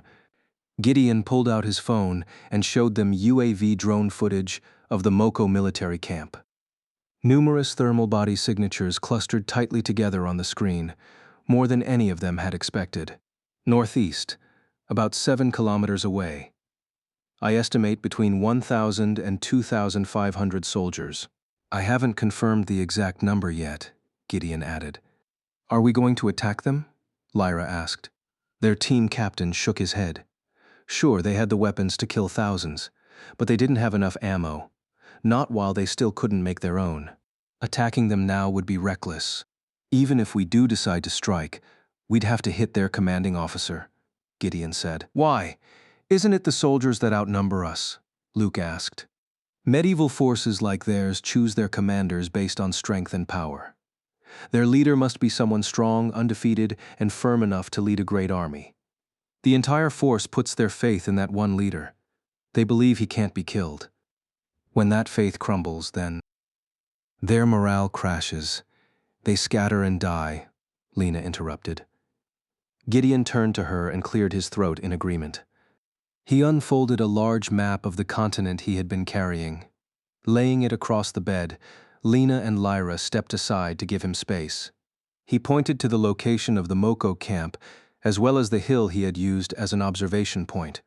Based on the map, the distance from the hill to the flat camp terrain was between 500 meters to 1 kilometer. "There's a high chance they'll keep camping there for a while. This is their war, after all," Gideon said. "So what's your plan?" Lena asked. Gideon smiled. He wanted to eliminate the enemy commander, hoping it would spark the unification of the mythical races. Bringing in a new commander would take time, and until that happened, Gideon could push to unite the races so fewer lives were lost in these scattered battles. "I'm calling it Operation Black Crown. Take out the queen ant, and the whole colony loses direction. This is all to support the unification of the mythical races," Gideon added. "The unification of the mythical races?" Gideon nodded. He pointed again to the 7 villages of different races along the coastline. They were all fighting separately against a human force that far outnumbered them, even though, race by race, they were stronger. He had already explained his plan to the Wolfkin elder, using the Wolfkin village as the central hub. There was plenty of empty land to build housing, and the Wolfkin had strong relationships with other races, like the Kitsune. "With all the races united in one place, we'll be able to match the strength of the human army," Gideon said. "Everything you're saying makes sense, Captain," Luke replied. "How did the Wolfkin respond?" Lena asked. Gideon turned to her. "They're still discussing it. I agree with your plan, Captain. It'll make it easier to protect everyone, Lyra added. That's my idea. But let's put that aside for now. We need to focus on this operation, Gideon said. Gideon then asked about the estimated recovery time for the remaining patients in the Kitsune village. Lena thought carefully. If they drank the medicine regularly, they should be fully recovered in 2 or 3 nights. He didn't want Lena and Lyra distracted with too many responsibilities at once. Operation Black Crown could wait, so long as the enemy camp remained there, and Gideon had a gut feeling they'd stay for at least a week. Good. I'll draw up the preliminary plan here. Lyra and Luke head back to the Wolfkin village. Lyra, focus on tactical analysis and strike planning. Luke, get our team's supplies ready. I'll stay here to assist Lena. There's something I want to ask Lady Mitsuko too. We launch the mission next week, once everything's in place. Luke and the others snapped their heels together and raised their hands in a salute. Understood, Captain. Chapter 14, Entry Permit Plates. Receiving a direct order from Gideon got Luke and Lyra fired up. It had been days since they last heard him speak in operation terms. That meant Gideon was serious about this plan. The two said their goodbyes, and Gideon nodded, dismissing them and ordering them back to their posts. Lena also left to check on her patients again. Gideon stepped out of the room and headed up to the second floor, stopping right in front of Mitsuko's door. One of her attendants stood guard outside. Sir, the attendant greeted. Is Lady Mitsuko with a guest? Gideon asked. Yes. She's speaking with one of our elders. Do you want to see Lady Mitsuko? He nodded and cleared his throat. The attendant smiled and asked Gideon to be patient. She said Lady Mitsuko had been talking for a while, but their conversation would be over soon. Gideon didn't mind waiting. After all, she might have information Gideon needed. They no longer needed phones or translation apps. The four were now fluent in the local language, making communication much smoother between them. It helped a lot, even if it took them days to learn the language. Unlike English, their language was much easier to understand. The door opened. One of the elders stepped out and looked shocked to see Gideon, team leader, standing there, leaning against the hallway wall. Do you want to discuss something with Lady Mitsuko? The elder asked. Gideon cleared his throat and nodded. I need to ask her something. Do you mind? Gideon asked. Not at all, sir. Even though the elder smiled, Gideon clearly saw the sharp look in his eyes as he walked away from the second floor. He couldn't be sure what that meant. Please come in, Sir Gideon, Lady Mitsuko said. Gideon nodded. He stepped inside and sat cross-legged on a floor cushion. One of the attendants brought over a tray with a teapot and cups, along with some snacks for Gideon. The village is much calmer now. They're willing to listen to the words of the night goddess, Mitsuko said, sitting gracefully on her bed, surrounded by soft pink curtains. Night goddess? That's what the villagers call Miss Lena. Because of how well she brews medicine, that's the name they gave her. People were even more amazed when they realized she had no affinity, Mitsuko added. Makes sense, Gideon replied, nodding slightly. Mitsuko smiled, noticing how handsome Gideon looked with his black hair, fair skin, sharp jaw, and blue eyes. He looked like a prince, only dressed in simpler clothes. She crossed one leg over the other and looked at him with admiration. What brings you here, Sir Gideon? Mitsuko asked. I want to ask about the documents needed to enter the human city. Yesterday, I saw visitors and merchants hand over wooden plates to the gate guards. What were those? Gideon asked. Those are entry permits. Those plates are given only to humans who register as city visitors, Mitsuko replied. I figured as much. It's an entry permit, Gideon thought. So where can I get one of those plates? Mitsuko kept smiling and pointed north of the Kitsune village. There, a small human settlement existed, with a population of about 1,000 to 5,000. Gideon was surprised that village wasn't marked on the map Mitsuko had given him. Mitsuko chuckled softly. She had expected that question. Although the kingdom rules over all conquered lands, humans are allowed to build settlements on their own initiative, Mitsuko explained. Once a settlement has a stable leadership structure, the kingdom will step in to support them. That's why I didn't list those villages. There are too many, And we can't record them all, she said. And what does that village have to do with entry permits? Gideon asked. You can register your team as an adventurer party there. That'll get you entry permits to certain listed cities, Mitsuko replied. An adventurer party? Mitsuko narrowed her eyes and sighed. She hadn't expected to explain something like this to Gideon. He really didn't know much about human society. But she had already shared a lot. Her throat felt dry. The tea in her cup had gone cold, a sign that their meeting should end. If you want more details, you should go to that village and find out for yourself. I think that's enough for today. I have things to attend to, Lady Mitsuko said. She stood up and walked forward. Before parting ways, Mitsuko turned and handed a pouch of money to Gideon. He caught it and opened the drawstring. Inside were silver and copper coins, 10 silver and 15 copper. That's the money of this world. Spend it wisely, Sir Gideon. Trade has been difficult lately due to the humans' policies, Mitsuko added. She walked out of the room, with Gideon following shortly after. He stored the coin pouch and left Mitsuko's home. Gideon saw Lena smiling while talking with some villagers. They were asking where her ability to identify illnesses came from. Lena answered proudly, in a way they could understand. I learned it at the academy, not a magic academy like the one you mentioned. It was a general academy. I studied many things. I majored in medical science, Lena said. Whoa. Can I become like you, Miss Lena? Well, I'm not sure if you can learn it in the future. For now, study directly from the expert. Gideon cut in, showing up and surprising Lena. Gideon?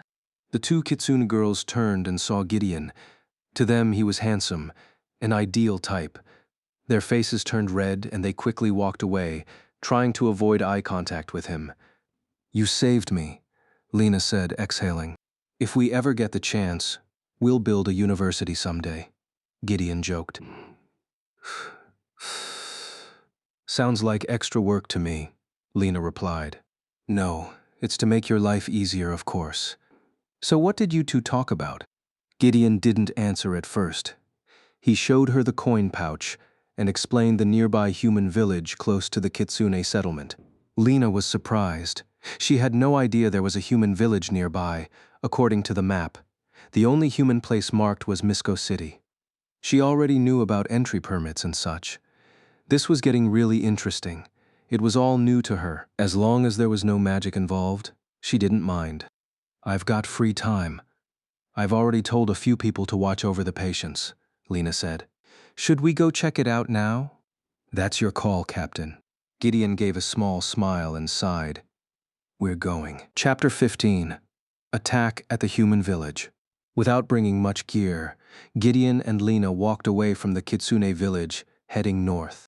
The night air blew cold, bone-chilling, but they were lucky their tactical shirts retained body heat well, keeping them from getting cold too easily. What do you think the village will be like? Lena asked. No idea. Maybe something that feels more familiar to us, Gideon replied. The two walked side by side along the dirt road that cut through the forest, the sounds of nocturnal insects filling their ears, accompanying their journey to the village. From a distance, Gideon saw a bright light beyond the trees. It wasn't from electric lamps, it was the warm flicker of fire from oil lamps. Yes, it was a human settlement. Looks pretty much the same as the wolf village and the Kitsune one, Lena observed. They both stopped walking and squinted forward.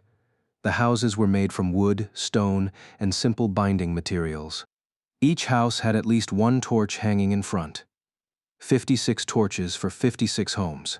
The village sidewalks were lined with trimmed natural stones, carefully placed to prevent tripping. While the villagers knew how to plan their layout, they clearly lacked any sense of hygiene.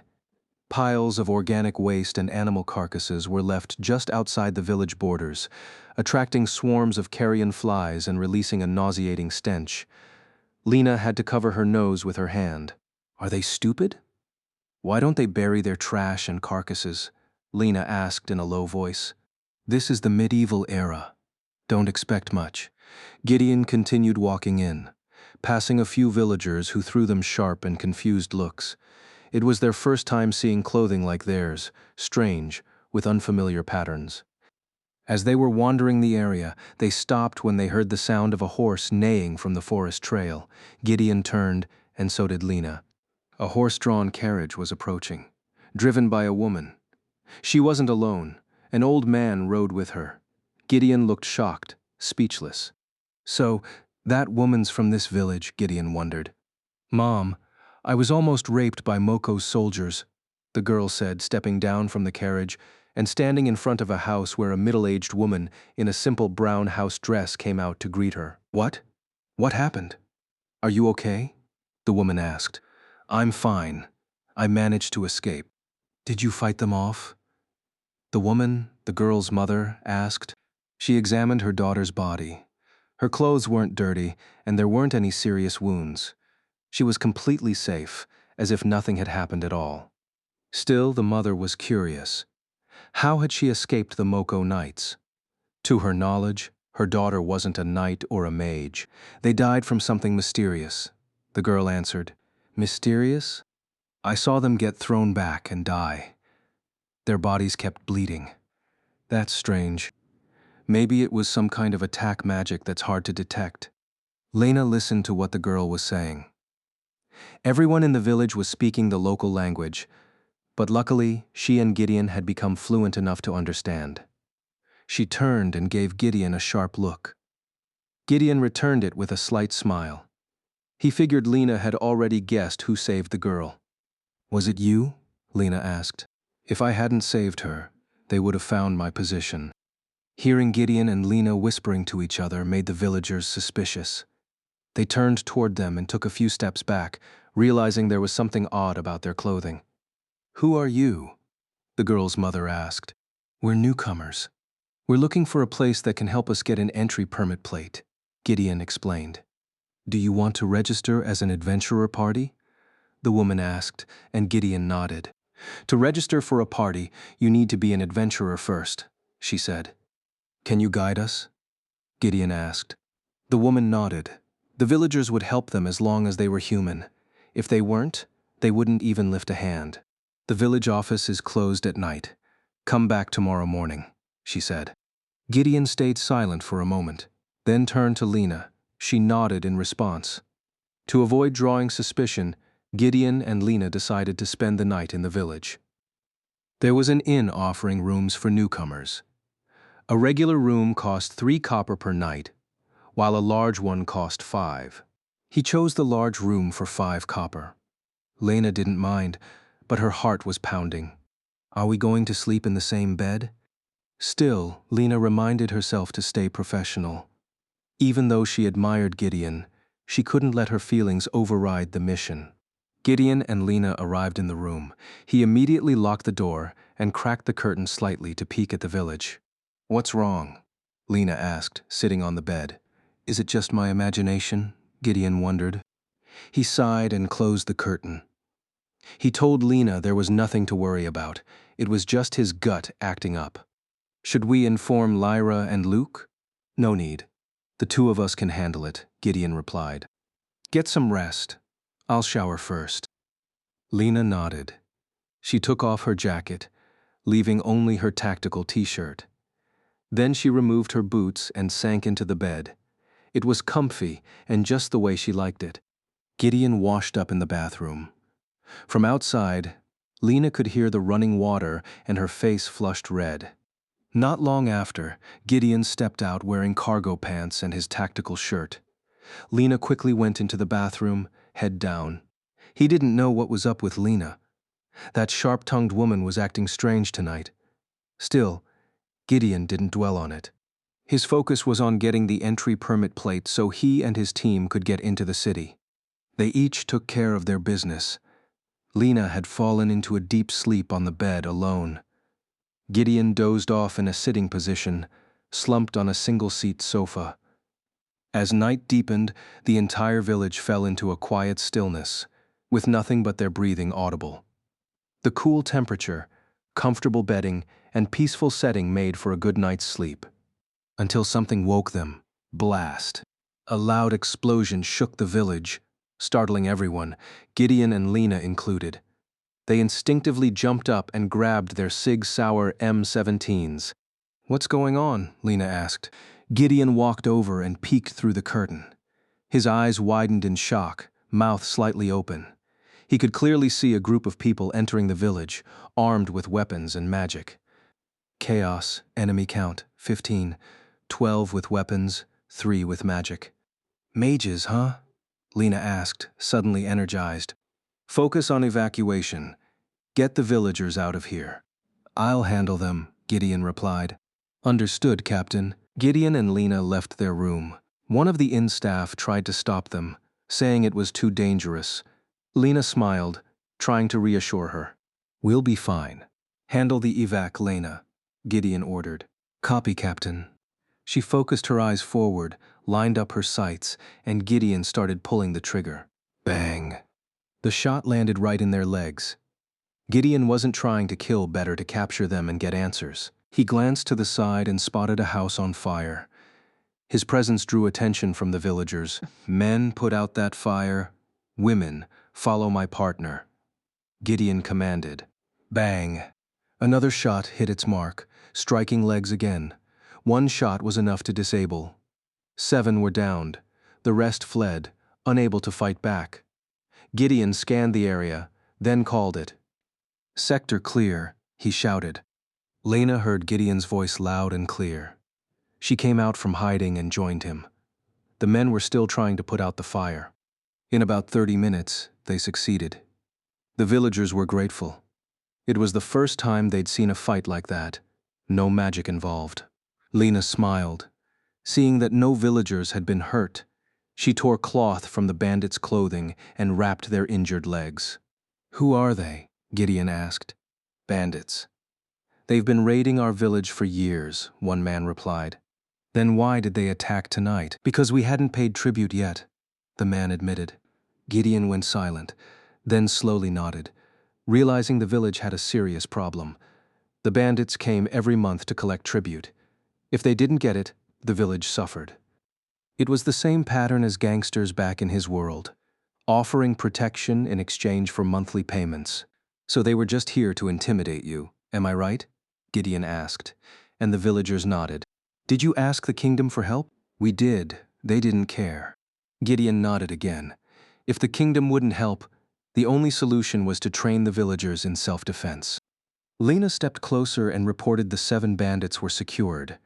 Gideon nodded, turned around, and stood in front of the bandits, now sitting on the ground with injured legs. "Tell me, how many of you are there in total?" Gideon asked. "Tch, you're not getting anything from us." Stubborn."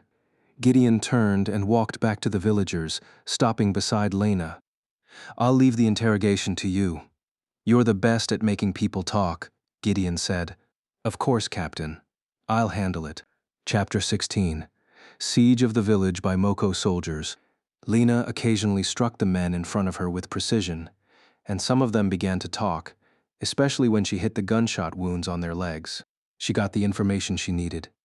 The total number of bandits in their group was 25. Their group was called the Forest Thorn Gang. They operated silently and controlled about 5 human villages around their base. Each village was required to send tribute to the group in order to stay safe. The tribute could be anything, money, food, or goods, but they clearly preferred money over anything else. Lena smiled. She had more than enough information. What happened to them next, punishment or imprisonment, was now up to the villagers. She and Gideon wouldn't intervene in that matter. Gideon was elsewhere, checking to make sure the village was safe from any further threats. He turned and saw the villagers gathering together, beginning to form a small local security squad. The squad was meant to deal with problems like this and help restore order in the village. If they didn't form it quickly, the next attack could destroy everything. Slowly, the village began to return to a more stable condition. Gideon walked over to the 7 wounded bandits, now standing next to Lena. Both of them stared down at the group. "What are we going to do with them?" Lena asked. Gideon shook his head. "I don't know." A man from the village walked up and stood beside Gideon. Gideon and Lena turned to him as he came with a friend, both wanting to know the status of the 7 men. Are you taking them with you? The man asked. Do you have a better idea? Gideon replied. We could execute them, the man said confidently, pointing toward an old gallows that hadn't been used in ages. That's horrifying, Lena muttered in English. Don't you have a prison or something? Why go straight to killing them? Unfortunately, no. Building and maintaining a prison takes money, the man answered. He's right. If we let them go, they'll be a future threat. But if we keep them locked up, the villagers will have to pay to feed them, Lena added. Lena thought realistically. If she were a villager, she would have voted for execution too. It was cheaper, quicker, and solved the problem. Besides, this is medieval times. Punishments like that are common, Lena explained. Gideon stayed silent. He still believed that killing someone shouldn't be so easy. He wanted to show that there were better punishments than taking a life. But an old saying lingered in his mind, when in Rome, do as the Romans do. He and Lena were outsiders. Even though they were the ones who defeated the bandits, the village's laws still applied here. I'll leave them to you. Understood, sir, the man replied. They dragged the bandits off to a wooden cage where they'd be imprisoned for one night before being hanged the next day. A middle-aged woman approached with her daughter, the same girl from the carriage the night before. She was the village leader, 57 years old, a widow since her husband's death, and the mother of two. Her first child had died in the war, and her second was her daughter standing beside her now.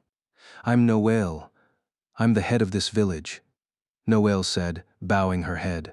Thank you for helping us defeat the bandits. We owe you a great debt. Tell me, what do you want? Noelle asked, extending her hand.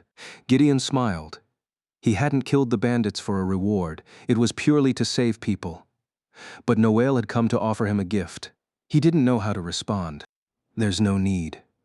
We did it because we felt it was our duty as soldiers, Gideon replied. You're too kind, sir, Noelle said. She reached into her pocket and pulled out a green plate. Everyone gasped. A green plate was a special kind of entry permit. Unlike the gray ones, the green plate granted access to all cities in the Moko Kingdom. Mother, why are you giving him a green plate, Silva? Noelle's daughter asked. I'm too old to travel far. You already have your plate. What use is mine? Noelle asked with a smile. He needs it more than I do. Gideon lifted his hand and took the green plate. It had a local script engraved on it, meaning entry permit. Lena looked at it with awe. You don't have to pay anything. I'm giving it to you for free because you saved our village, Noelle explained. She nodded in approval, smiling widely, saying she accepted the gift. With this, they didn't need to register as adventurers or form a party. Thank you, Ms. Noelle. Go back to your inn. You must be tired. Wait, Silva called out, stopping Gideon and Lena. They paused and turned around, both of them locking eyes on Silva. The young woman stared at them closely. Whoa? Was it you? Who saved me? Silva asked. Saved you? What do you mean? Gideon asked. Lena smiled and looked straight at Gideon. He didn't want anyone knowing his identity, especially not those he saved. He didn't want people feeling indebted to him. There was a magic attack that saved me from those two rapists. I saw your attack. It looked just like that one, Silva said. Gideon sighed. He removed his magazine, nearly empty, pulled out one round, and tossed it forward. It was to prove that his attack wasn't magic, it was bullets and gear. My attack wasn't magic. That much is clear. Then, you're not him, Silva asked, disappointed. He nodded, eyes sharp and piercing, fully acting out the lie. Gideon and Lena returned to the inn to rest for the night. Noelle stepped closer to Silva and watched her daughter grip the piece of metal in her palm. You'll meet him one day, Silva. I don't believe what he said. I'm sure the one who saved me was them, Silva whispered. The next morning, Gideon, wake up. You've got to see this, Lena said. Gideon's peaceful morning sleep was suddenly cut short as Lena stood in front of him. He yawned and asked what was so urgent. Kingdom soldiers have arrived, Lena said quietly. Gideon's eyes shot wide open. He sprang to his feet and rushed to the window outside. He saw a Moko squad, 30 men, arriving in the village. Noela was speaking with one of them. "What's happening?" Gideon muttered. Lena shook her head. "Kinnock." There was a knock on Gideon's door. Lena grabbed her pistol while Gideon moved to open the door. On the count of 3, he flung it open, Lena ready to fire. Standing there was the inn's receptionist, hands raised at Lena's command. They sighed in relief, thinking it might have been a Moko soldier. "It's you." "What's going on?" Lena asked. "I'm here with a message from Madame Noel," the receptionist said. "What is it?" "I'm supposed to help you leave the village," she said. Lena turned and saw Gideon staring directly into the woman's eyes.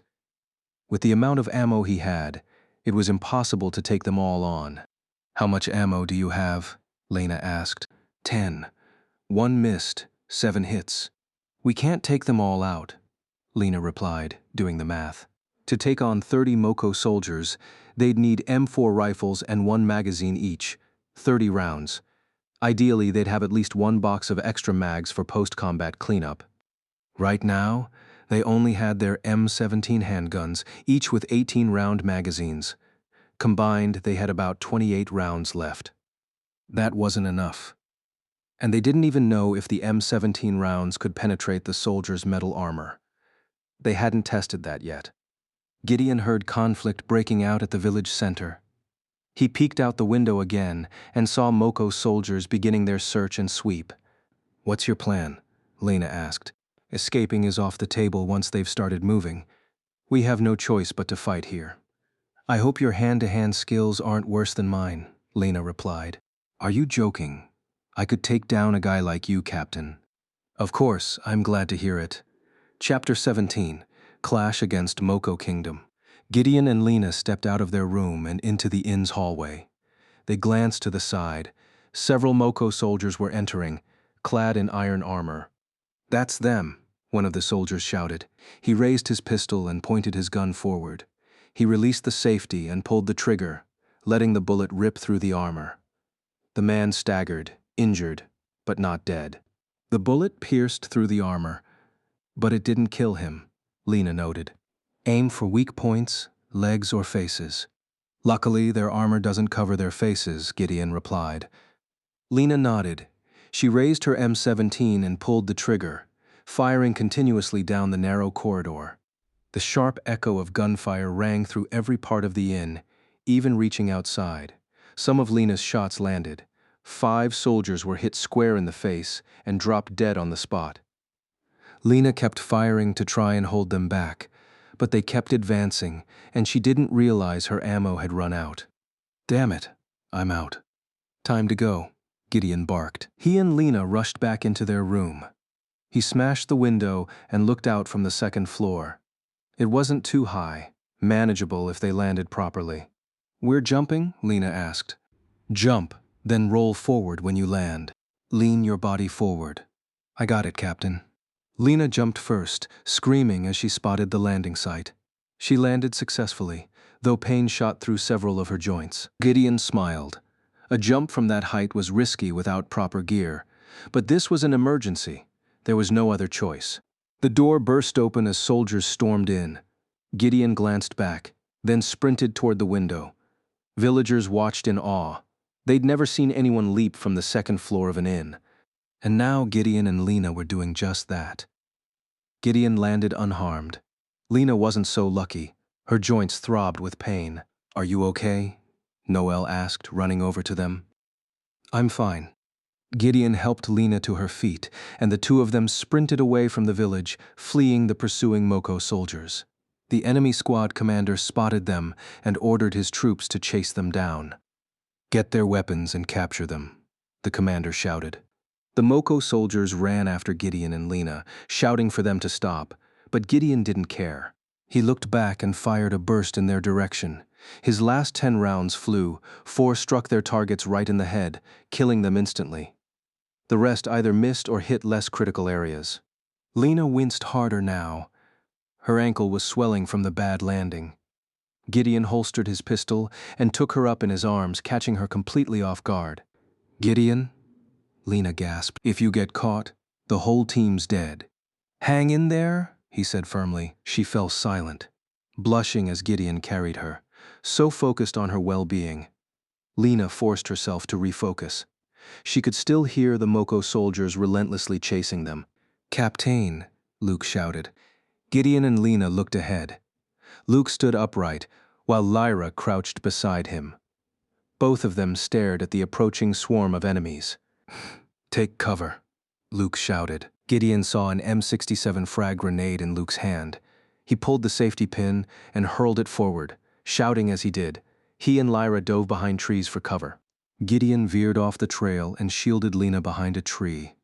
The grenade flew far and landed right in the center of the enemy group. Frag out, boom! The explosion shattered steel casings and sent sharp metal fragments flying in every direction.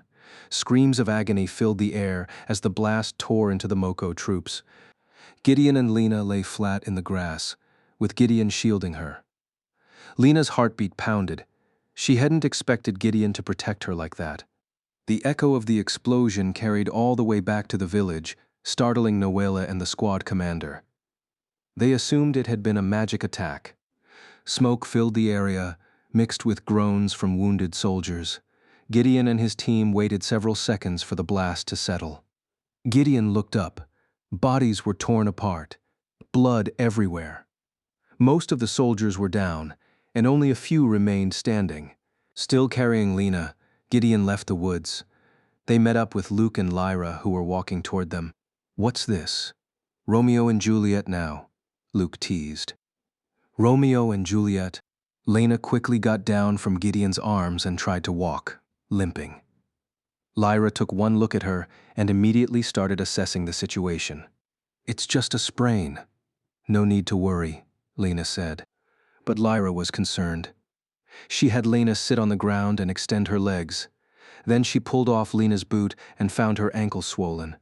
"What happened to her?" Lyra asked. "She twisted it jumping from the second floor." "She jumped?" Lyra exclaimed. Gideon nodded. There was a lot to explain, but right now he needed to get Lena to safety. "I'll help her walk. Here, take this," Lyra said, handing Gideon an M4 with a full mag.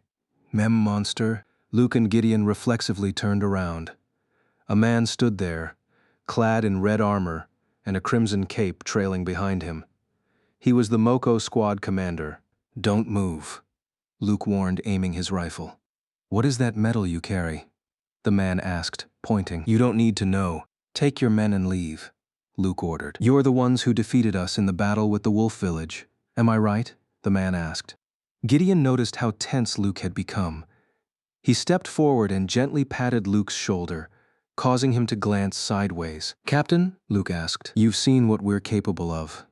Fighting us is pointless. Your troops will only die," Gideon said, walking forward with the M4 slung over his shoulder. "With my team's power, I could kill thousands of you. But we refuse. We want peace." "What are you saying?" the commander asked. "Let's make a deal. Stop attacking the southern region, and we won't raise our weapons against you," Gideon declared. "Ha ha ha, no way. His Majesty ordered us to wipe out the disgusting race in the southern Moko region," the man barked, defiant. Gideon fell silent, eyes sharp and unyielding, trying to intimidate the commander. He's too obsessed with the monarchy's ideals, probably already tasted the luxuries the kingdom handed him. If he retreats now, the king will punish them. In the end, none of them will live peacefully. "Then there is no deal between us," Gideon said, flipping the safety off his M4 and raising his weapon. Luke followed suit, aiming at the commander and the few remaining Moko soldiers. But before firing, Luke waited for Gideon's signal. "What now, Captain?" Luke asked. Gideon stared intensely. Then he let out a slow breath and re-engaged his rifle's safety. He chose not to kill them. The commander had already lost too many men. "Take your soldiers and go. If I see you near the Wolf Village again, I won't hesitate to kill you." The commander nodded. He led the surviving Moko troops away.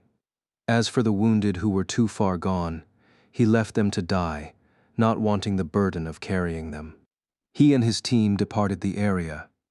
Gideon ordered Luke to secure a safe path to the Kitsune village, while he continued walking backward, watching the area ahead. Things gradually began to settle. The Moko squad commander hurried to their base camp to report what had happened. A major war was on the horizon. Chapter 18. Non-combatant evacuation operations. On the way back, they didn't run into anyone. Upon arriving at the Kitsune village, Lena and Lyra went straight back to Mitsuko's house. "I'll take care of Lena.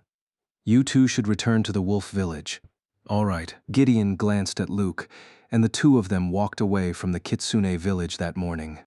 The earlier event had drained Gideon. It never crossed his mind that Moko's troops would show up at the village and threaten him and Lena. What exactly happened? Luke and Gideon were walking with their M4A1 rifles in hand. Gideon glanced at him, then turned his gaze back to the path ahead. "I got an entry permit plate," Gideon replied, reaching into his pocket and pulling out a green plate to show Luke. Luke looked at the plate in awe, the green glow shining from it as if it held some kind of magic. But he had no idea what it was for. "According to the village chief, this plate will help us enter every city in Moko," Gideon explained. Is that so? If we can see their civilization firsthand, we might find something that can help us. That's my goal. The wolf and kitsune villages aren't very big. There's not much we can discover here," Gideon added. "If we want to survive longer in this world, we need to start moving." "Misko City will be the first one we visit," Gideon said. They arrived at the wolf village, where many of the villagers had already started their tasks. Women were washing and hanging clothes to dry, the men were helping with Luke's project or out hunting, and the children were playing traditional games inside the village grounds. Gideon stopped before entering the house. Luke turned to look at him. "What's up?" "The fight earlier. Our team is bound to be suspected and watched. Security will be tight in Misko City." "Are we heading there soon?" Luke asked. Gideon shook his head. He stepped forward and patted Luke gently on the shoulder. "We can't leave until the Moko army camp is disbanded." "Operation Black Crown?" "Don't worry, I've already prepped and maintained our gear. We'll take out their commander for sure," Luke said confidently. "Yeah, I hope so. I really can't wait to kick those Moko soldiers' asses," Luke complained. Gideon chuckled. The two of them were about to enter the house when someone's voice caught their attention. Luke and Gideon turned quickly to see an elder approaching with 2 guards. The 3 of them had come with the intention of speaking with Gideon. "Sir Gideon?" the elder asked. "Old man, do you need something?" "The Wolf Tribe elders have come to invite you to the village hall to discuss something." "Do you have time?" the elder asked. Gideon narrowed his eyes, his brows furrowed as he tried to guess what the Wolf Tribe elders might want to discuss. He glanced briefly at Luke. Luke cleared his throat in agreement. "All right, I'll go with Luke. Follow me, gentlemen," deciding not to put away their rifles yet.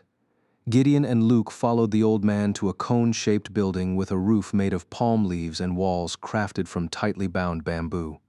The ceiling was high, with good air circulation thanks to the roof windows. Inside the hall, 5 people were seated at a podium table, high above the ground level. Gideon and Luke stood in the center of the hall. "Feels like we're being put on trial," Luke whispered. Gideon kept quiet.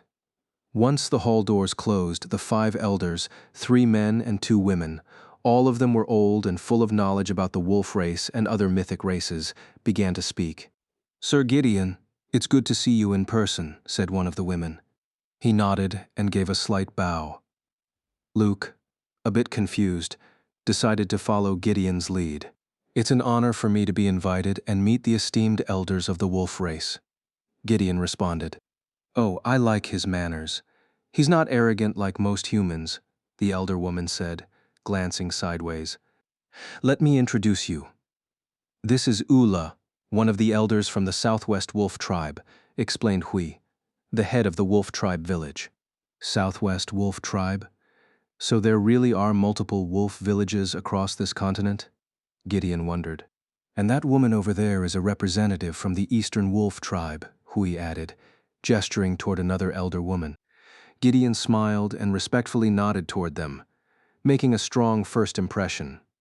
To the elders, Gideon came off as a polite and respectable man.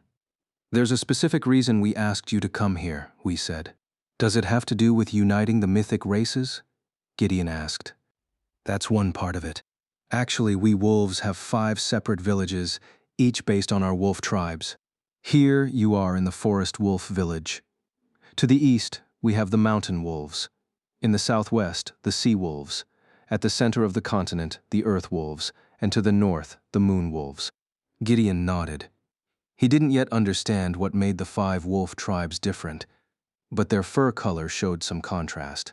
The mountain wolves had a mix of white and gray fur. The forest wolves had brown and gray. The sea wolves had blue and gray in their coats. I've sent messages to all 4 other villages. Only 3 responded. The village in the north remains closed off. "What was your message?" Gideon asked. Hui smiled, handing over the message to one of his aides, who brought it to Gideon. "Grand plan for wolf unification?"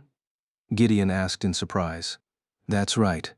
Before uniting all the mythic races, it would be best to unite the wolf race first," Hui explained. "He's sharp and wise. He's trying to consolidate power among his own people, so that his race stays dominant once all mythic races are united," Gideon thought. "Looks like Hui wants to use this momentum to assert his race's superiority over the others," he added. "All right, I get the overall plan. What does this have to do with us?" Gideon asked, narrowing his eyes. Hui looked over at his aide. The man nodded. They unfurled a large map and hung it on the wall, a full map of the continent. Everyone in the hall turned their attention toward it. The aide marked 2 spots, one in the southwest and the other in the east, each several dozen kilometers from the village. "They've heard, seen, and even felt your magic. They're interested in it." "Are you asking me to bring all my tech there?" Gideon asked directly. "Calm down. I'm not asking you to do that." Hui stepped down from the podium and walked over to the map, stopping near his aide. Gideon's focus shifted from Hui to the map. "There are around 2,000 people in those 2 villages. We want you to help evacuate them safely to this village," Hui said. "Don't worry, the men here will help you." Luke leaned in and whispered to Gideon, "This is like NEO." "Yeah, you're right." Hui went on to explain in detail. There was a lot Gideon's team needed to prepare. Gideon narrowed his eyes, stepping closer to the map for a better look. "To evacuate them, we'll need to pass through several other mythic races' villages. I'm sure you can handle it," Hui said. "Shh, he always makes it sound easy," Gideon thought. "Why don't you try evacuating them yourselves?" Luke asked. "There's a major gender imbalance in those 2 villages. There are far more elders, women, and children than men," Ula, the elder from the southwest village, explained. "We could do it ourselves, but we're worried human forces might attack," she added. "Elder Ula's right. The mountain wolf village faced a similar situation. We hope you and your skilled team can help us," said Sif, the elder of the mountain wolves. "We should start drawing up a plan to help them, Captain," Luke said. Gideon fell silent again. A non-combatant evacuation would require a thorough strategy and proper supplies, like herbs and ammo. After a few battles, their ammo supply had taken a hit, and the team had to start thinking about conserving rounds. Otherwise, their M4A1s and other weapons would become useless. This was going to be a carefully calculated mission. "Well, Sir Gideon?" Hui asked. The elders remained quiet, their eyes fixed on Gideon with hope. They truly believed Gideon could solve their problem. Luke looked over. Gideon's face was tense, his sharp eyes fixed on the map. Luke realized Gideon was already planning, calculating the risk of this evacuation. He stepped forward and bowed his head. He didn't intend to reject their request. "Captain Gideon and I need to discuss this plan with our team. We'll let you know the details in the next few days," Luke said. "Would that be all right with the elders?" Luke asked. The elders looked at each other and nodded in agreement. They understood that this evacuation would be dangerous and time-consuming. It made sense to them that Gideon's team would need time to plan everything. "Of course. We'll wait for your decision within the week. Thank you." Chapter 19. Limited Ammo. The conversation between them ended. Gideon and Luke came to a conclusion about what the elders wanted. However, he was hesitant to carry out the mission. He wasn't part of the Wolfkin race. He was only here because this village had offered them a place to stay. That was it. But now they were asking for too much. Evacuate other Wolfkin tribes from the mountains. Come on. Did they think Gideon's team was the Avengers? What did you think about all that? Luke asked. Sigh. They're asking too much, Gideon replied. I thought so too. Maybe they're relying on us too much because we helped solve this village's problem? Luke asked. They probably think that, Gideon responded. Still, we can't act recklessly. An evacuation would take time and energy, including ammunition and logistics, Gideon said. He believed the team needed to conserve ammunition since there were no factories or anyone who could make bullets. They had arrived in this world with limited supplies, and whether they liked it or not, they had to prioritize things that gave them long-term benefits. The only threat, according to them, is an attack from humans, Gideon continued. Do you think Operation Black Crown could be the solution to their problem? Luke asked. I don't know. I'll scout the northeast area, but I can't confirm yet if there's another soldier camp in the southwest. So, what's your plan? Gideon stayed quiet, turning his head to look around the village and everyone in it. The view was completely different from what he'd seen in the human village yesterday. There were no specific buildings to be found in this Wolfkin village. They had just one tavern, no inns, no village office, nothing like that. They didn't trade either, and only relied on hunting the forest for food. The Wolfkin village wasn't a good place for his team to grow. Even so, the land's topography and surrounding hills made it ideal for building a secure shelter. The only issue was the northern area, but that could be turned into a tactical advantage. It was different from the human village he had found, which was located in the middle of a dense forest. Enemies could sneak deep into the woods and launch a surprise attack without being noticed. Last night's bandit attack had proven that the human village wasn't suitable as a shelter for Gideon's team. We'll stay in this village, but we need a solution for the bullet shortage, Gideon said. Luke, go back to the house and do a full logistics inventory. Count every magazine with its rifle, plus grenades, drones, and MREs. Copy, Captain. Luke quickly and carefully followed Gideon's orders. He went inside and started sorting through the notes and magazines inside the ammo boxes. Gideon turned around and saw the elders walking out of the cone-shaped building, their eyes focused squarely on him, the team leader. He didn't care. He went back into the house, set down his M4A1, loaded his SIG M17 magazine, and headed out. That was all he would carry. He needed to conserve M4A1 ammunition and avoid using that rifle daily. He saw Luke unpacking the ammo boxes, counting every magazine and bullet case carefully. He wanted to make sure they knew exactly how much ammo the team had so future operations could run smoothly. I'm going to check on Lena and Lyra. When you're done, head over there right away, Gideon ordered. Understood, Captain. Once he was ready, Gideon left the Wolfkin village. A few elders greeted him warmly, and he gave a faint smile. Their friendliness had a hidden agenda, something Gideon and his team had to be wary of. For some reason, I feel like the Kitsune village was way better than this one, Gideon thought. After walking for about 15 minutes, Gideon arrived and was greeted by 2 guards at the village gate. He entered and saw that 3 patients had recovered and were cleared to go home with outpatient care. Lyra was there, assisting Lena in her absence at the medical tent. She looked over and noticed Gideon had come without his M4A1. How is everything? Gideon asked. 6 patients have recovered, 3 last night and 3 this morning. That's good. Lyra turned to him, confused by Gideon's expression. His eyes had a sharp, intense look that was different from usual. What's wrong? You don't usually look like that, Lyra asked. Just a short talk with the wolf elders. What? She tilted her head slightly. Her eyes widened with curiosity, always hungry for knowledge and information. That was just how Lyra was. But Lyra was still focused on treating patients. Gideon didn't want to break her concentration. It'd be better to talk about it after Operation Black Crown was finished. Nothing, Gideon replied. We'll focus on that issue after Operation Black Crown is done. Got it, Captain. After speaking with Lyra, he walked into Mitsuko's home and knocked on Lena's door. Lena's voice came from inside, inviting him in. The door opened. Gideon saw Lena lying on the bed, her ankle already covered with ointment to ease the joint pain from her sprain. "Looks like you're doing okay, Lena." "You think so? I can't watch my patients properly like this," Lena replied with a sigh. "Lyra's there. She's doing a good job." Lena nodded. Even though Lyra wasn't a trained medical professional like her, handling light tasks like watching over patients and making sure they drank their medicine every day was easy enough. Anyone could do that. "What brings you here?" "Last night's incident.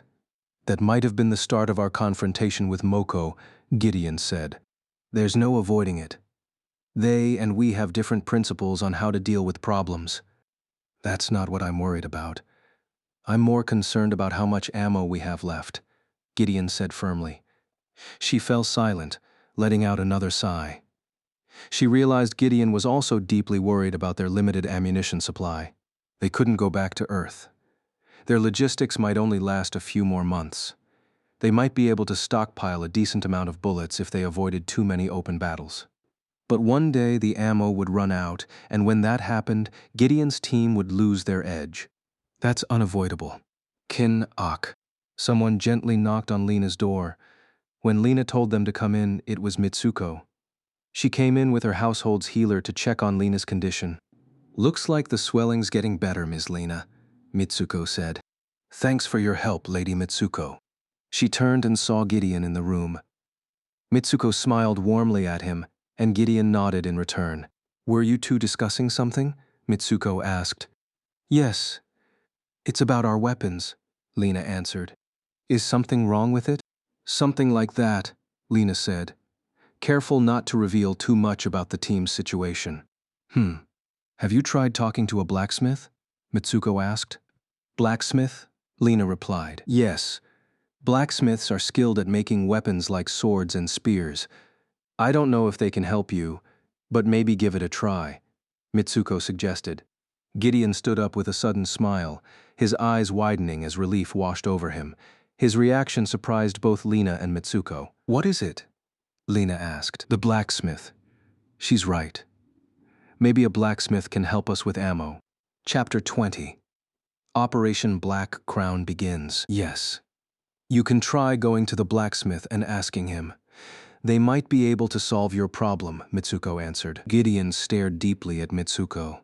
He had asked the woman many questions because she was far more informative than the wolf elder. She also didn't ask for much after seeing the team's capabilities, unlike the Wolfkin race. Mitsuko smiled. She pulled a wooden chair and sat down on it, still inside Lena's room. The healer who came with her had finished checking on Lena's condition and left since there was nothing else he needed to do. She began explaining many things about blacksmiths and magic. Gideon listened while sitting, and so did Lena.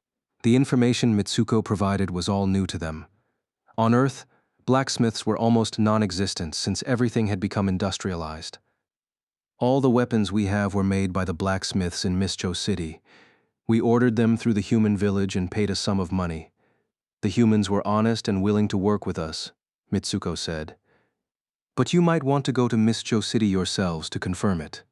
It's much better to see what the blacksmiths are capable of firsthand." "What's the connection between blacksmiths and magic? Do they use magic to make weapons?" Lena asked. "Certain weapons, yes. But most regular weapons are made by hand." "What kind of magic weapons?" Gideon asked. "All sorts. Magic swords, magic bows, even explosive bombs." "Explosive bombs?" Gideon nodded.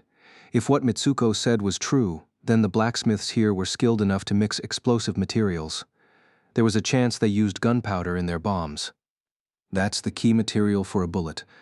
Without an explosive powder that creates high-pressure gas, a projectile can't be fired.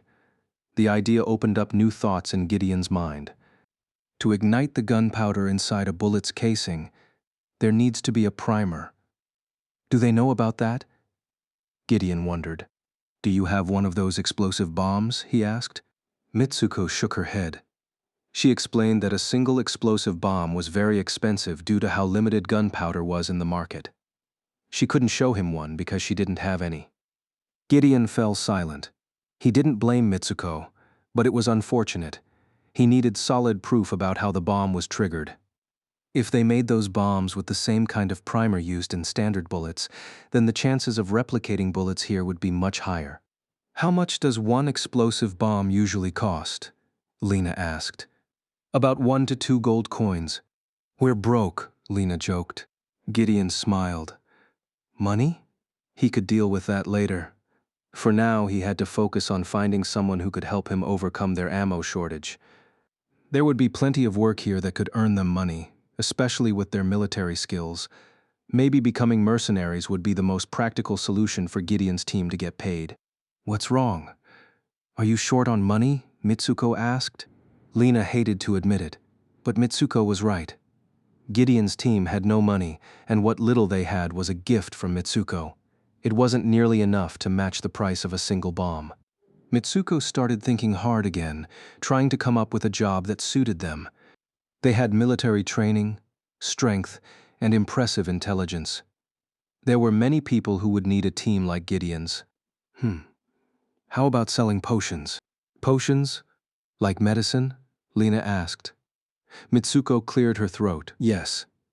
I heard Wiver Village is having trouble getting potions for their people.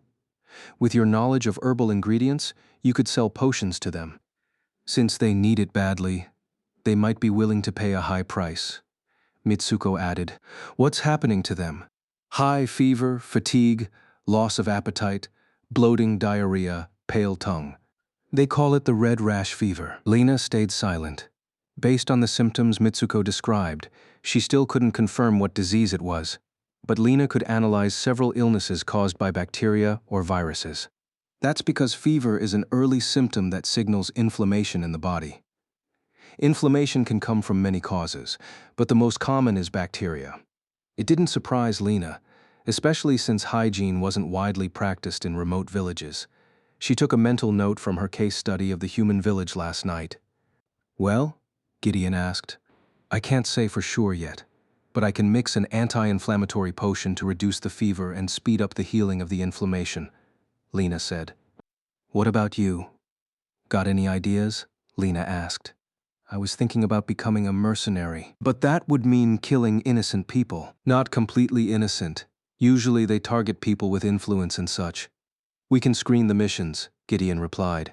What about becoming adventurers? Mitsuko cut in. Adventurers? Yes, doing missions assigned by the guild. If you complete them, you get paid, Mitsuko explained. Gideon cleared his throat. There were a lot of things he and his team could do based on their skills. But for now, he was glad to get information about blacksmiths that could help them craft more ammunition. I'll think about it later. He stood up, turned to the side, and held Lena's hand. Only a few patients remained in the Kitsune village, which meant Operation Black Crown was about to begin. With that, they could wipe out Moko's camp and start spreading rumors about the strength of Gideon's team. The more people knew, the better their chances of gaining trust and job offers. You rest. I'll come back later. Sure thing, Captain. 3 days later, Wolfkin Village. Lena and Lyra had returned from their mission at the Kitsune village. All the patients had recovered and gone home. The medical tents were taken down, and the team said their goodbyes. Mitsuko thanked them and promised to help if they ever needed it. Luke finished counting the inventory and handed the report to Gideon. He took the report and reviewed it carefully. They had a total of 90 mags, or about 2,700 rounds of 5.56 millimeters, 22 mags, or about 374 rounds of 9 millimeters, and 12 mags, or around 118 rounds of .338 Norma Magnum. There were also 29 frag grenades and around 45 smoke and flash grenades combined. That was a huge amount for a team of only 4 people. The loadout was actually prepared for a 12-person team.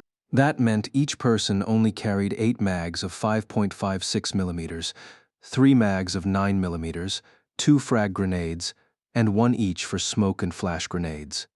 That was the standard rule for a military operation.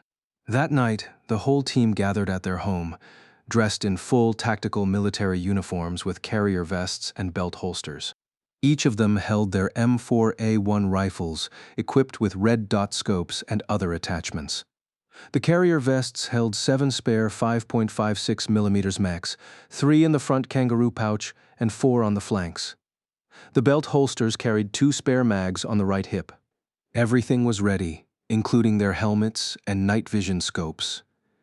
Lyra stood next to Gideon, ready to explain the plan in detail. Falcon 1 is the captain and I. We'll be on the hill and carry out the execution, Lyra said firmly, pointing at the hill near the Moko camp. Falcon 2 is Luke and Lena. Infiltration and exfiltration. Make sure the evac route is secure, Lyra explained. She continued breaking down each team's task. Gideon would focus on eliminating the enemy commander, while Luke would handle the distraction point after the execution. Falcon 2 would face resistance, but Luke had a way to handle it. Plant C4 in the trees. Bring them down and block the path. Timer 90 sec. Got it. Falcon 1 will descend from the hill through the river gorge. We'll regroup in 1 hour. Understood, Lena and Luke replied. Gideon nodded. Launch the drone and start recon. Understood, Captain, said Lyra. Mount your scopes and activate night vision. Operation Black Crown begins. Chapter 21. Night Ambush. Target down. Out.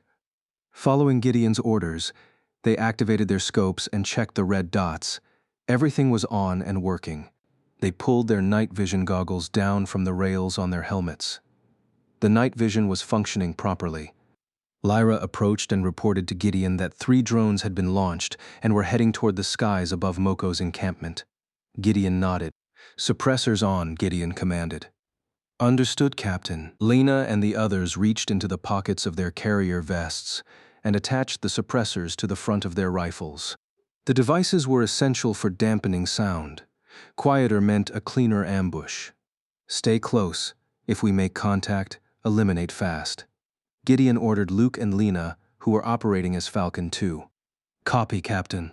The 2 of them took off running from the Wolfkin village, heading northeast into the forest, moving with full caution. They hoped to avoid running into any of Moko's patrols. Even if they did, they'd open fire before anyone could react. Quick takedowns, clean and precise. Gideon stepped off the main path, with Lyra following behind him, carrying her M4A1 and laptop in her backpack. Gideon raised a clenched fist. Lyra recognized the signal. It meant stop. The 2 of them immediately took cover behind trees as they spotted a cavalry patrol moving down the dirt road. 3 personnel. Cavalry patrol, Gideon whispered, his mic and earpiece transmitting through his helmet. Stay close and alert. Targets nearby. Copy, Luke and Lena responded. After 2 of the cavalry personnel walked off the road and disappeared into the woods, Gideon and Lyra resumed their approach. They moved slowly through the forest, seeing only trees and grass ahead. If any enemy or object approached, it would show up in bright green.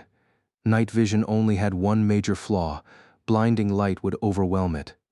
But Moko's forces didn't have flashbangs or anything like that. That was a relief, though Gideon and his team still had to be careful around magic users. They didn't know much about the magical capabilities in this world yet. After sweeping the area, they finally reached the designated mission spot. Lyra spotted it first, a fairly tall hill, perfect for executing a shot with a sniper rifle. Falcon 2 status? Gideon asked. Falcon 2 here. We're at site, Luke reported. Wait my signal. Copy, over. Luke and Lena were now 700 meters from Moko's camp. Fortunately, the enemy hadn't set a perimeter too far out, making the duo's position harder to detect. They dropped to prone, swapping out their scopes for 10 by 42 binoculars. With those, they could survey the enemy camp in detail. They're just lounging around, drinking. What are they thinking? Luke muttered. Lyra and Gideon made their way up the hill along a narrow path. At the top, they hid behind a large tree. Gideon pulled out his scope and started observing. Not clear. Let me, Lyra said. She sat down against the tree trunk and opened her laptop. Gideon glanced up, focusing his eyes on the sky. The 3 drones were flying high enough to avoid detection, No sound, and the enemy was too relaxed to notice. "Sync complete," Lyra said. Gideon turned to see 3 live images from the drones. He could clearly make out 7 large tents guarded by elite troops. Those 7 tents were different from the regular soldiers' tents, clearly indicating the people inside were not ordinary. Falcon 2, Viper location? Negative. No visual Viper, Luke replied. Stay alert. One of the big weaknesses of this mission was that they didn't know what the enemy commander looked like. With 7 tents and potentially 7 commanders, they had no idea who was who, and none of them were stepping outside. While they waited, Gideon opened a long black case and began assembling his Barrett Mk-22, attaching the scope and bipod. Lyra watched him, then set aside her laptop and picked up her binoculars and kestrel. She lay down next to Gideon, raised her hand, and began gathering data: wind speed, distance, elevation. That would help Gideon take an accurate shot. Only one of the 7 tents has more than 2 guards, Gideon noted. Think that's Viper? Lyra asked. Looks like it. Still, no one came out of the tent. If he ordered Luke to stir up trouble, there was no guarantee the target would appear. Grab the FLIR, Gideon ordered. Lyra knew what that meant. Thermal scope time. She mounted the FLIR in front of the sniper scope, and Gideon could now clearly see 2 heat signatures inside the tent. What the hell? What is it? Lyra asked. Nothing. Focus on kestrel. Seriously? What the hell is that? Gideon grumbled. Through the thermal scope, he could see 2 people inside having sex. Gideon could see everything. They were enjoying themselves in the cold night, completely unaware. Falcon 2, set timer, Gideon said firmly. Copy, timer set over, Luke responded. Luke stood up. Lena instinctively got up to cover him. Her eyes scanned ahead, watching for any guards who might have noticed them. Luke took out a pack of C4 and set the timer to 90 seconds. He didn't plant just one, he set 3 charges in separate locations before activating them. Lena stuck close, rifle pressed to her cheek, ready to shoot anyone who got suspicious. Falcon 1, come in. C4 planted, waiting for order, Luke reported. Understood. Wait my signal, Gideon said. Gideon took a deep breath, exhaling slowly. Lyra still held the kestrel. Wind speed readings came in, along with elevation and distance data. Wind steady, 10 miles per hour, or right to left. Range to target confirmed, 800 meters. Copy, elevation. Elevation, 6.2 mils up. Windage, 1.0 mil left, Lyra replied. He adjusted the turret windage according to her readings. With that, Gideon could take the shot, as long as the couple kept at it in the same spot. Only he could see what was happening. Falcon 2, activate C4. Understood. C4 activated, Luke said. Luke stood and pressed the remote in his hand, triggering the countdown on the C4 charges. The clock was ticking. Gideon had confirmed the target. Sync watches. Move when 30 sec to clear, Gideon said. Roger that, Luke and Lena confirmed. Lyra turned to look at Gideon's face, focused and dead serious. The entire operation rested on his sniper skills. If he succeeded, there was a chance the enemy would retreat. If not, no one knew how they'd react. But since Gideon was ex-Delta Force, with missions way harder than this under his belt, Lyra didn't have any doubts about his ability. Target not confirmed. What do we do? Lyra asked. I'll handle it. On your mark, Gideon called out. 3, 2, 1, send it. Bang! The .338 Norma Magnum round tore out of the Barrett Mk-22 with a sharp crack, followed by silence. It startled the enemy camp, but they were confused about the sound's origin. No alerts, no commands to brace for attack. Thankfully, the sound didn't reach the tent, and the couple inside kept right on going, wrapped up in their moment. Through the FLIR scope, Gideon saw the bullet strike the man's body as he was on top, doggy style. He collapsed onto the bed, unmoving. The woman screamed, calling for guards. Now Lyra could see what was happening. Impact. Panic response. Blood trail. Target down. Lyra confirmed. Falcon 2, target down, distraction point. Chaos confirmed, Falcon 1. Frag grenade out, Luke replied. Copy. Begin Phase 3. Understood. Team fallback. 45 seconds to clear, said Luke. Lyra glanced back and confirmed the extraction route was clear. No enemy movement, no heat signatures. Route Charlie is green. Meet me at Rally Point Echo. Out, Gideon ordered. On move, Luke replied. Gideon quickly disassembled his sniper gear, packed it into the long black case. Target down, it was time to get out. Lyra redirected the 3 drones back toward the village. She stowed her laptop and moved to cover Gideon as he packed his rifle. Movement detected, Lyra called out, spotting soldiers heading toward the hill. Take them down. Flashbang, Gideon ordered. She nodded, pulled a flashbang from her belt holster, yanked the pin, and tossed it forward. It rolled, then burst. Blinding flash. No magic could stop it. Move, Gideon barked. Still, some enemy troops weren't affected and kept charging. Blast. An explosion hit the far side, toppling trees and crushing soldiers who were chasing Luke and Lena. Their side was clear. No one was following. Gideon and Lyra kept running, leaving behind the soldiers who came at them with only swords and no armor. Gideon handed the black case to Lyra, flipped the safety off his M4A1, and opened fire. 1 bullet, 1 enemy. The soldiers stood no chance against modern firepower. Gideon reached into his belt holster and pulled out a frag grenade. He hurled it while sprinting back toward the village, toward the team's rally point. Blast. The frag exploded, injuring many and tearing them apart with deadly shrapnel. Gideon ducked to avoid the blast and glanced back once the smoke settled. No movement. Return to Rally Point Echo. Chapter 22. The End of Battle. Captain, Luke shouted. Gideon lifted his head and looked straight ahead. Luke, Lena, and Lyra had returned to the rally point with a group of Wolfkin men behind them, holding iron-tipped spears and ready for combat.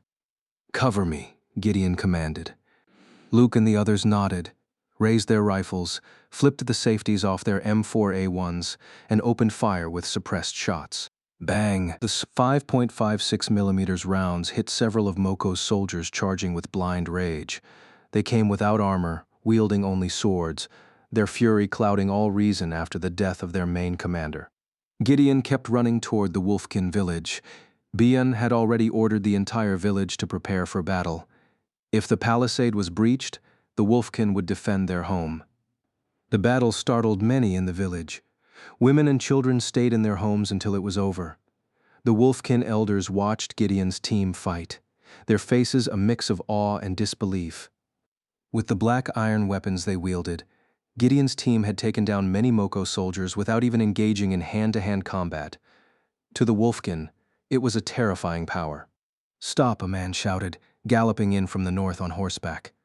Gideon reached the village safely, unhurt, just exhausted. Lena looked concerned, but he reassured her. He turned to see 3 men in crimson armor on horseback. Each one was clearly a commander. Infantry, cavalry, and medical by their armor styles.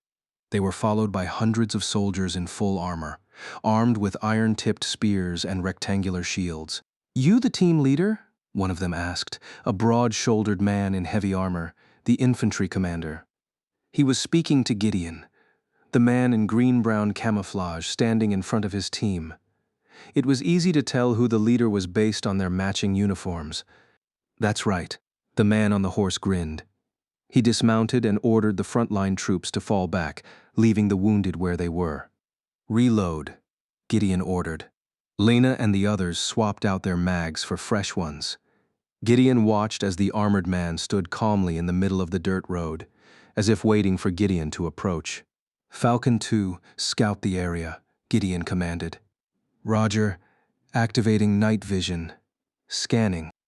Luke and Lena turned their attention to the surrounding forest, ensuring Gideon's safety in case any soldier tried to ambush him. Through their scopes, they picked up several green glows, Enemy heat signatures hiding in the trees. Right flank. 3 targets confirmed. Awaiting execution order, Luke reported. Left flank. 5 targets confirmed. Standing by, Lena said. Understood. Hold position. Lyra, cover me. Copy, Captain. Gideon took a deep breath and stepped forward cautiously. He was now outside the Wolfkin village again, standing just across from hundreds of Moko soldiers glaring at him with burning hatred. "How did you kill our main commander?" the man asked. So that guy in the tent really was their general. Looks like the mission was a success, Gideon thought. Even if I explained it, you wouldn't understand, sir. Can I see that black iron weapon? The man asked. No. Since we're enemies, I can't hand over my weapon to you, Gideon replied. Ha ha. I understand. You're cautious, the man said calmly. I'm Norton, infantry commander of the Southern Moko Army. It's a pleasure to meet you, sir. Gideon, captain of Special Operations Forces 2nd, Recon Division, U.S. Army. Captain Gideon, what if we made a deal? You craft those weapons for us, and you and your entire team will be granted noble status, personally recommended by His Majesty the King, Norton proposed. If I hand them the blueprint for these weapons, destruction and danger will escalate fast, Gideon thought. This is exactly what I fear about modern tech in a fantasy world. How is it? Norton asked. Everyone knew how rare and valuable noble status was, especially if it came directly from a king. No one in this world would be foolish enough to turn that down. Unfortunately for Norton, Gideon and his team weren't from this world. They had no interest. We refuse, Gideon said firmly, not even hesitating. That's a shame. You could have lived in luxury as nobles, Norton said. We're soldiers, not politicians. Luxury doesn't interest us. Norton was impressed. He clapped slowly, Gideon's attitude reminding him of the greatest commander Moko had ever seen, one who once united all the mythical races without a single battle. He had been loved by many, but later cast aside by a jealous new king. Since that betrayal, the Moko kingdom had gone into decline. Many races rebelled and broke away. The consequences lingered to this day. Well done. Very well done, Norton said.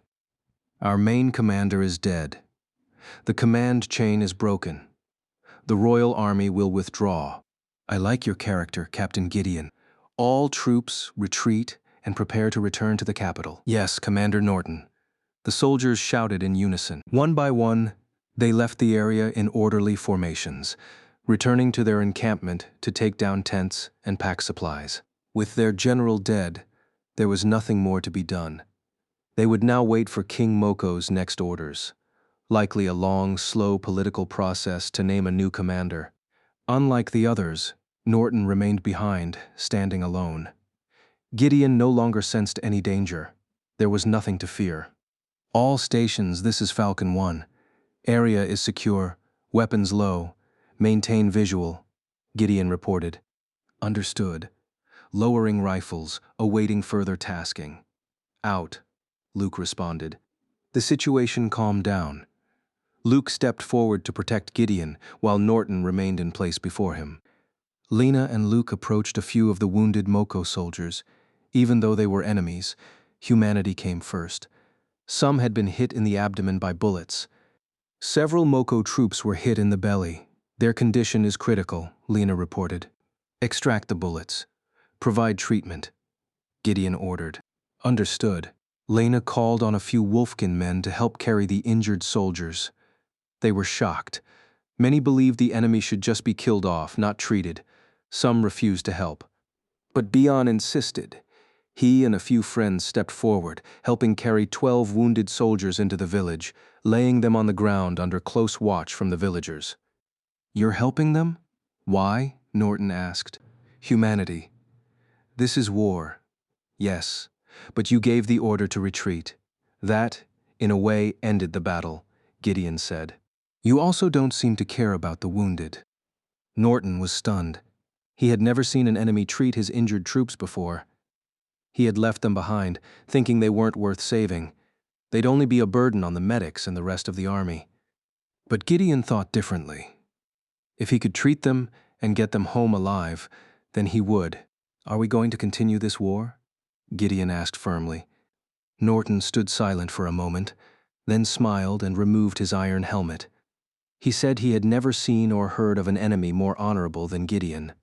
His kindness would make the Moko kingdom tremble with fear. You might be the one to restore Moko's glory, Captain Gideon, Norton said. Glory? One by one, he removed his weapons and armor, revealing tight black clothes that hugged his muscular frame. Gideon and Luke were stunned as the man knelt before Gideon. I've lost, Norton admitted. I, Norton Ashfield, swear by my name and noble blood to follow your lead, Captain Gideon. What? Gideon exclaimed in shock. Luke blinked in disbelief. Well, this escalated fast. I command 300 elite soldiers. They'll die if I order them to. They'll fight if I ask them to, Norton said seriously. Gideon was speechless. He had respected Norton as a strong infantry commander from Moko. But this was beyond anything he expected. Luke was just as confused. He couldn't decide for Gideon, but in his opinion, having Norton on their side could only be a good thing. The more troops fighting with Gideon, the safer they'd all be. If you defect to me, the Moko kingdom will punish you and your entire family, Gideon warned. Moko is already collapsing. That foolish king only cares about luxury, money, and women. He doesn't care at all for the soldiers who fight for him, Norton replied. My son died on the front lines. His body was never recovered. The king sent nothing. No coin, no honor, just silence. You're different, Captain Gideon. I see a wise and great commander in you. Let me fight for you. Chapter 23, The Conservative Wolf. Hearing and seeing the commander of the Moko infantry kneel obediently to Gideon left many of the Wolfkin stunned, shocked, and speechless. They looked at each other, unsure of what Norton was thinking. Giving up all his wealth to serve Gideon was something they had never seen or even heard of before. Was Norton's loyalty really that thin, like paper, that he could so easily turn his back on his king? Gideon said nothing, unsure how to respond to Norton.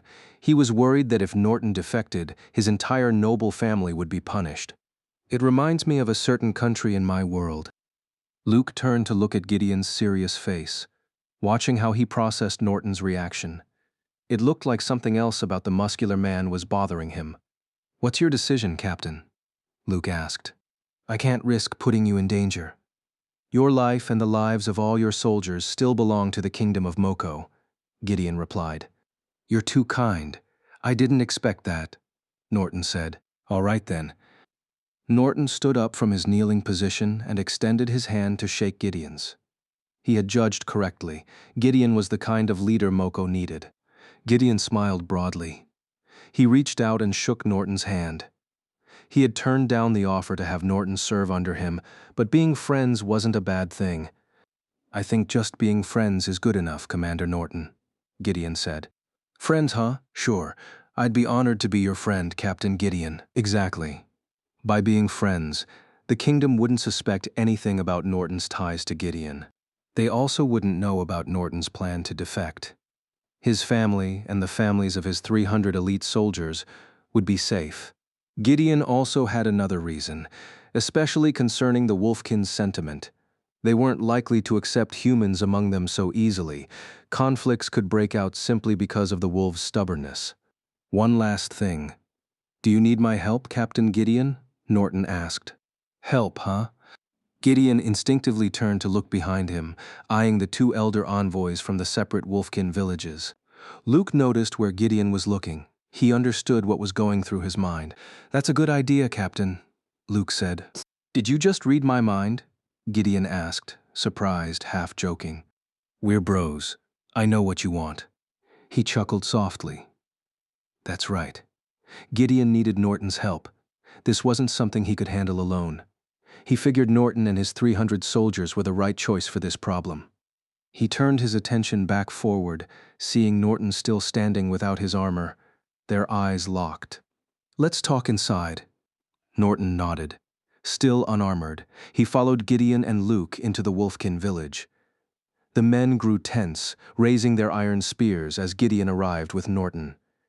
The enemy commander is not allowed in, they said sternly, standing firm. Gideon said nothing.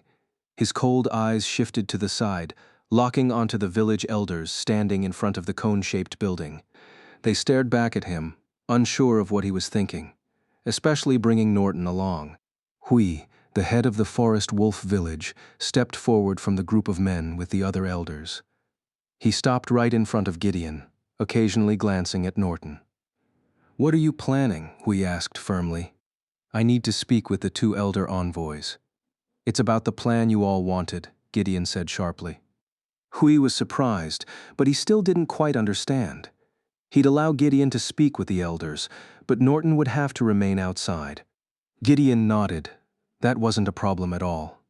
He told Luke to stay outside and keep an eye on Norton, just in case anything went wrong. Luke understood. In the center of the village, Gideon saw Lena in the middle of an emergency surgery to remove a bullet. Lyra was by her side, helping with the smaller tasks. Gideon and Hui entered the village hall, where the Wolfkin elders were just taking their seats on the stage. The doors shut tightly. No one could hear what was about to be said. "What? You want to use Norton's elite soldiers for the evacuation?" Ula asked in shock. "Yes. They're superior in numbers and experience with the terrain on this continent. They could be our best choice at a quick evacuation. I'll assign 2 of my own to watch them during the evacuation," Gideon said firmly. "I refuse. We are enemies with the humans of Moko. I won't entrust the safety of our people to them," Sif said, rejecting the proposal. "Sir Gideon, I understand your idea is well thought out. But you don't fully understand the social tension here. Humans have always oppressed us.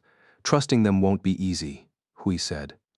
"If you can't deal with your hatred of humans, then this plan to unify the mythic races will never work," Gideon replied.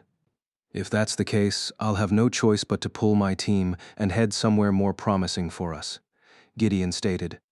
Ula slammed the table hard, pointing roughly as she glared at Gideon. The claws on her hands extended, a sign of aggression. Gideon didn't flinch at the threat. "How dare you speak so rudely to us? Have you forgotten who's been sheltering you all this time?" Ula asked. "We won most of the battles. We're eating from our own logistics. We're generating electricity from a river that doesn't even belong to you. All you provided was a roof over our heads." Gideon fired back. "Without our team, your village would have been destroyed by the humans from the start." "Gideon!" Ula couldn't contain her rage. She leapt forward, aiming to tear Gideon's face apart and seize all of his team's weapons. Gideon drew his SIG M17, flipped the safety off, and aimed the barrel right at Ula's head. Hui and Sif stood up quickly, their faces filled with panic. They knew just how capable Gideon's team was. "If you move, I'll shoot you in the head," Gideon warned. "You want to make us your enemy?" Ula barked. "From the start, you haven't listened to me. You keep asking for help, but reject my suggestions, even though you don't have full authority over us," Gideon snapped. "You are underestimating everything." Hui stepped in, trying to calm Gideon down. He was exhausted, his body aching, and his mind clouded after leading and enduring the last operation. It was only natural for him to act this way. "Please calm down, Sir Gideon. I'm sure we can find a peaceful solution to this," Hui said. "My proposal stands. You have 3 days to decide." Gideon re-engaged the safety on the SIG-M17 and strode out of the cone-shaped hall with confidence, leaving Hui with Ula and Sif. Slowly, Ula began to calm herself down and clear her mind. "We can't trust those humans," Ula snapped. "Sir Gideon's gotten too full of himself. He'll become a threat to our race. No matter what, he's still human," Ula added. "But we can't let them leave. Without them, we can't survive," Hui replied. Ula smiled, retracting her claws. She knew what needed to be done. She closed the door to the elders' hall and turned toward Hui. "I hope you two have some free time. There's something I need to talk to you about." Elsewhere, Gideon walked back out front, meeting up with Luke and Norton. Luke asked what the outcome of Gideon's meeting with the elders was. He didn't answer. "Take him to the human village. Let him rest there for 3 days." "No need," Norton replied. "My men and I will stay at the camp. We won't return for 3 days. If you need anything, I'll be there, Norton added. Gideon let out a deep sigh, then nodded in agreement. Norton put his armor back on and rode off on his horse, leaving only Gideon and Luke on the forest dirt road. What happened? Luke asked. They rejected my idea. Seriously? What are they thinking? Luke asked, confused. I don't know. Listen to me. The tension between the Wolfkin and us has been rising lately. What you saw back there was the peak, Gideon explained. We'll secure the logistics and everything else gradually. I know this will happen. It was inevitable, Luke replied. Where are we moving it all? Gideon turned his gaze straight toward the Kitsune village. If the rifles fell into the wolves' hands, they'd become a threat to his team. Before they could do anything bad, he had to take preventive action. For now, Kitsune Village. Chapter 24, Rising Tension. What about us? Luke asked. He clearly understood Gideon's orders, but he was confused about their current position, considering the rising tension between Gideon and the Wolf Elders. Act normal. If we leave now, they'll get suspicious, Gideon said firmly. All right, I'll stay alert. They both nodded in sync. They headed back into the wolf village and tried to calm down the wolfmen, telling them that Gideon and his team would watch the 12 wounded Moko soldiers. Bian nodded. He dispersed the crowd and told them to get back to work. Night was approaching. They needed to start hunting for dinner. Gideon turned around. Sensing someone watching him, he looked at the conical building's door. It was closed. The elders hadn't come out since the argument earlier with him. That triggered suspicion in Gideon.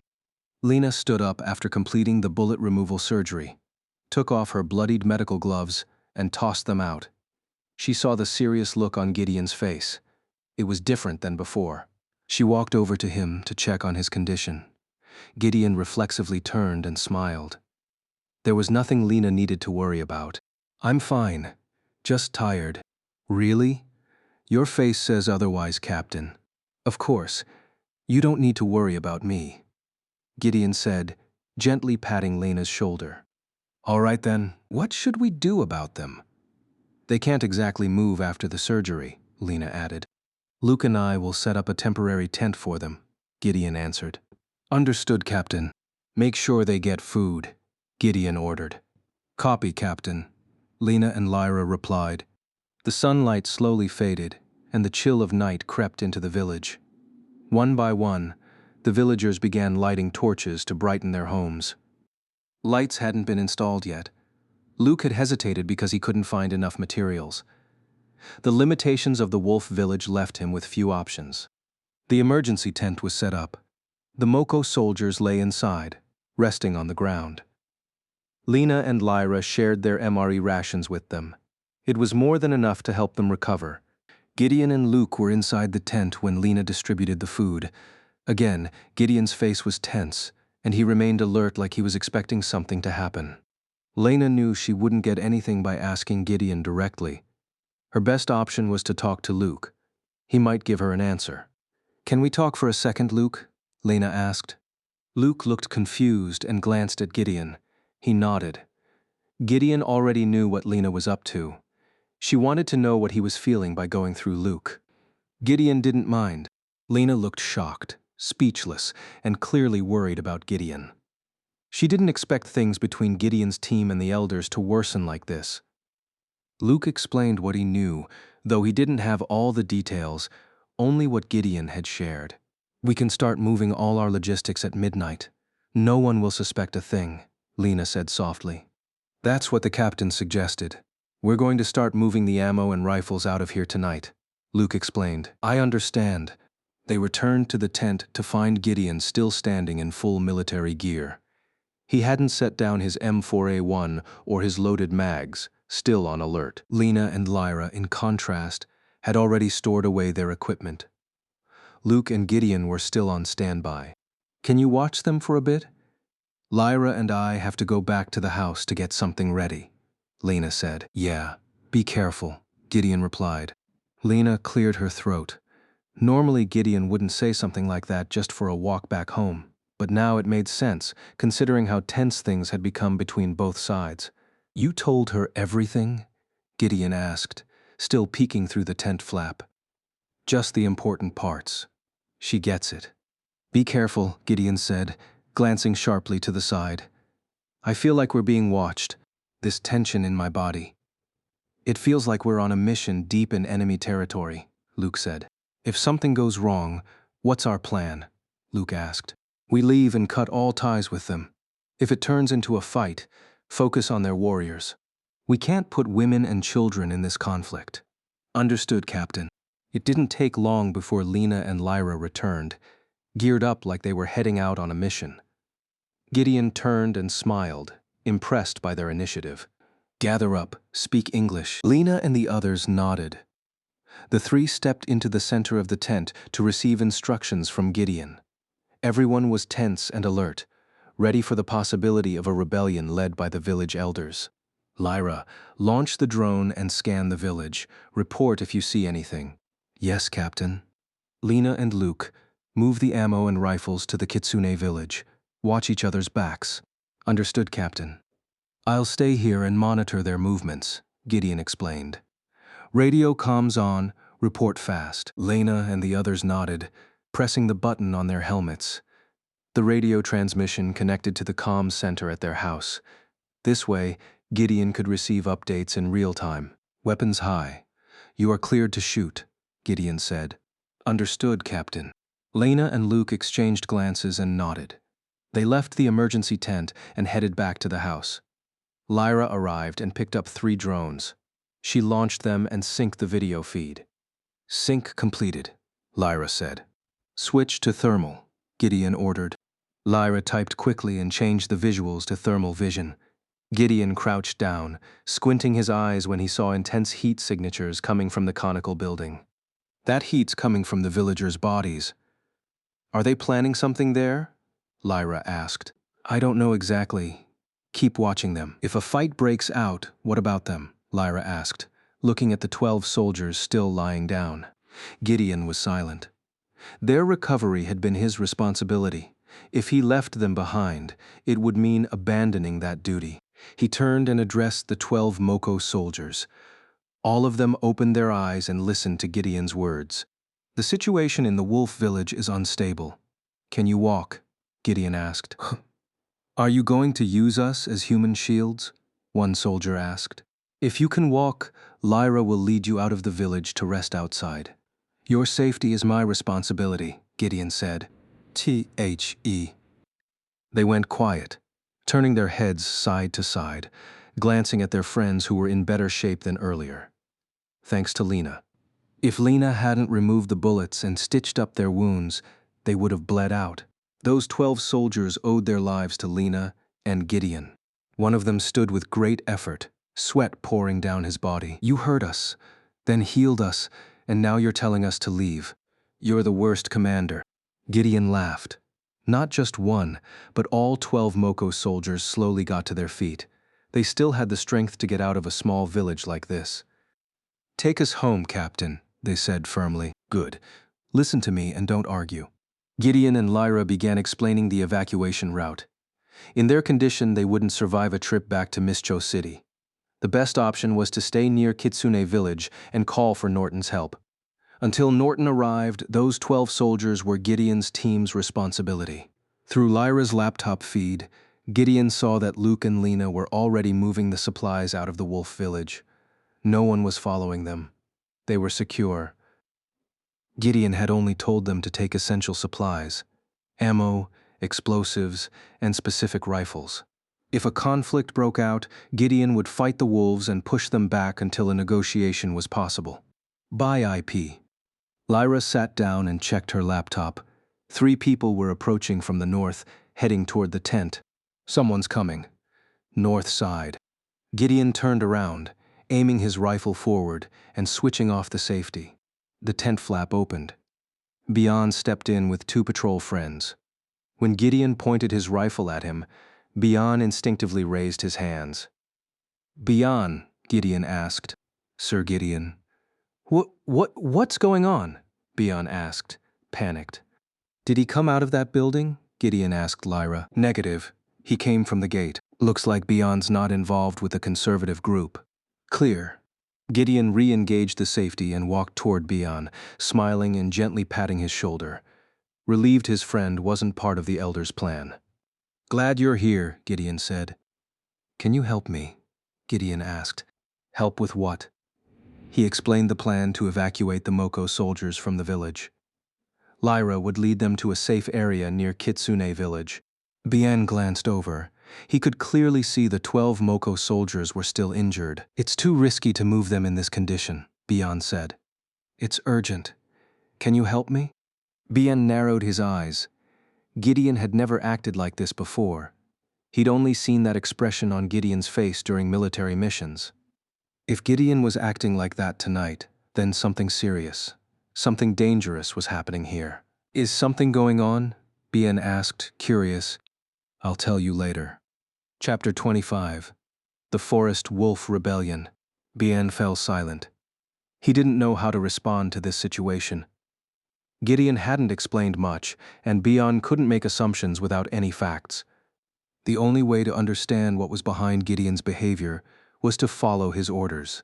He saw Lyra already geared up in her military outfit, holding her black iron weapon. Bian and his two friends nodded. They would help Gideon. He took the front, his two friends flanking him on the right and left. The soldiers lined up in a neat row, Lyra watching from behind. "Be careful." "Yes, Captain," Lyra replied. One by one, the Moko soldiers stepped out of the tent slowly. Occasionally they winced in pain when walking too much, but they quickly recovered and returned to formation. Gideon walked out and stood in front of the emergency tent, watching the line while occasionally glancing at the building where the elders were. There was no movement from them yet. Lyra turned, seeing her captain standing alone inside the tent amid the tense situation in the village. She was worried. If conflict broke out tonight without the team's help, Gideon might get hurt. "Lena, Luke, status?" asked Gideon, returning to the tent. "We've arrived at Kitsune village. I've informed Lady Mitsuko. She and the Kitsune will help," Lena reported over the radio. "Thank God, Lyra's on the move, evacuating 12 Moko soldiers," Gideon said firmly. "Understood. We're moving." Beep. Beep. Beep. Gideon heard the alarm from Lyra's laptop. Something was approaching. He stepped closer and saw multiple heat signatures advancing toward the tent in large numbers. "Mayday," Gideon shouted. "A group's approaching the tent," he added. Lena and the others looked shocked. She and Luke immediately left Kitsune village, their movement caught by Lady Mitsuko. Lyra heard the same report. She turned around and began heading back toward the wolf village. The three of them were worried about Gideon's condition, especially since he was surrounded by enemies in enemy territory. Damn it. Why'd the conflict have to start tonight? Luke thought. "Lena, Lyra, high alert, Falcon in danger," Luke ordered. "I repeat, Falcon in danger." Lena and Lyra acknowledged. Bian noticed Lyra's tactical movements, as did Lady Mitsuko. Curious, Mitsuko and a few guards stepped out and stood near the wolf village. She wanted to monitor the situation and ensure Gideon's safety. "What exactly is happening in the wolf village?" Mitsuko whispered. At the center of the village, Gideon stayed on alert. He raised his rifle and released the safety again. His attention kept shifting front and back. There were two entrances to the emergency tent. He stood in the middle, guarding while checking the laptop screen, seeing the area surrounded by the radical wolf faction, or as Gideon called them, the conservatives who rejected change. The front flap of the tent opened. Gideon aimed his rifle forward and saw Hui entering alone. His eyes narrowed.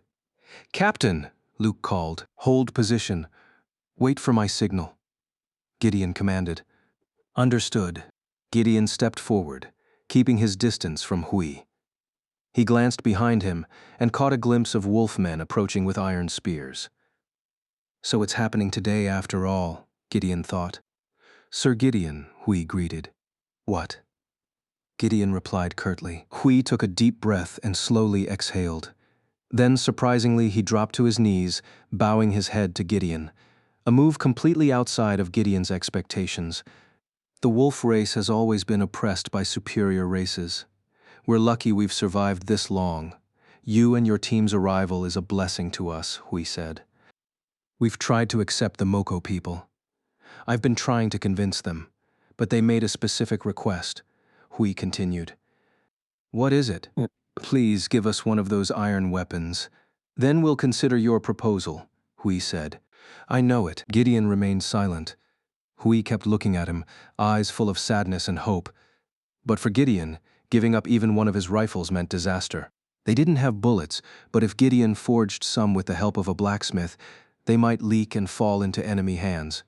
Eventually, the mythic races would possess firearms like the M4A1. I've told you before, I will not give up even one of my weapons.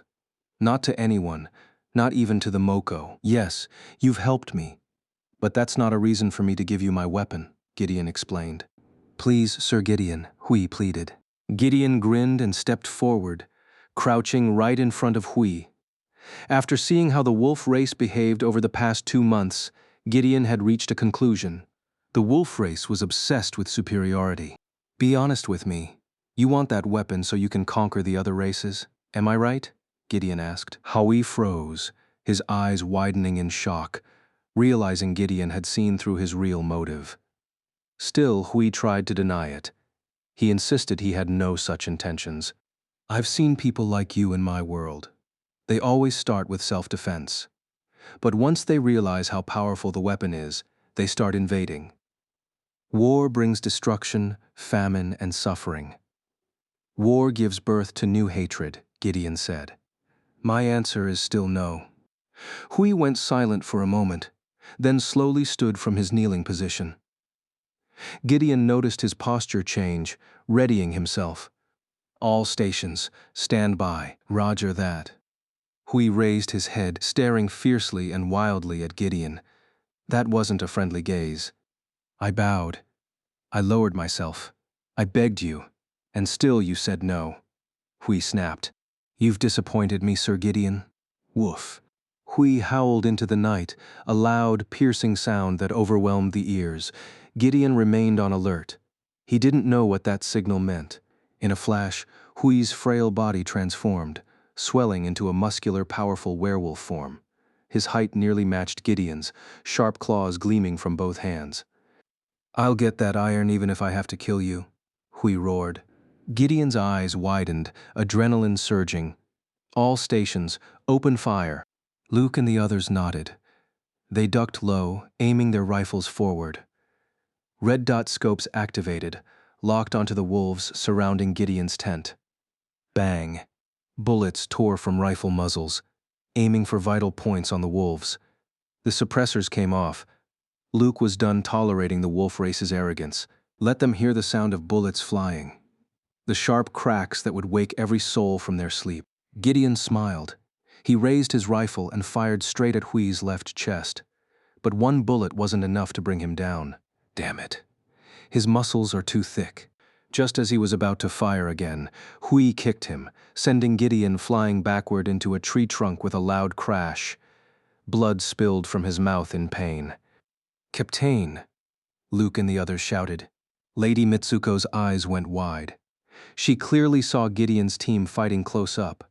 The black iron they carried was powerful, incapacitating multiple wolves in just a few shots. What kind of battle is this? Mitsuko wondered, stunned. Elsewhere, Gideon struggled to stand, his body aching.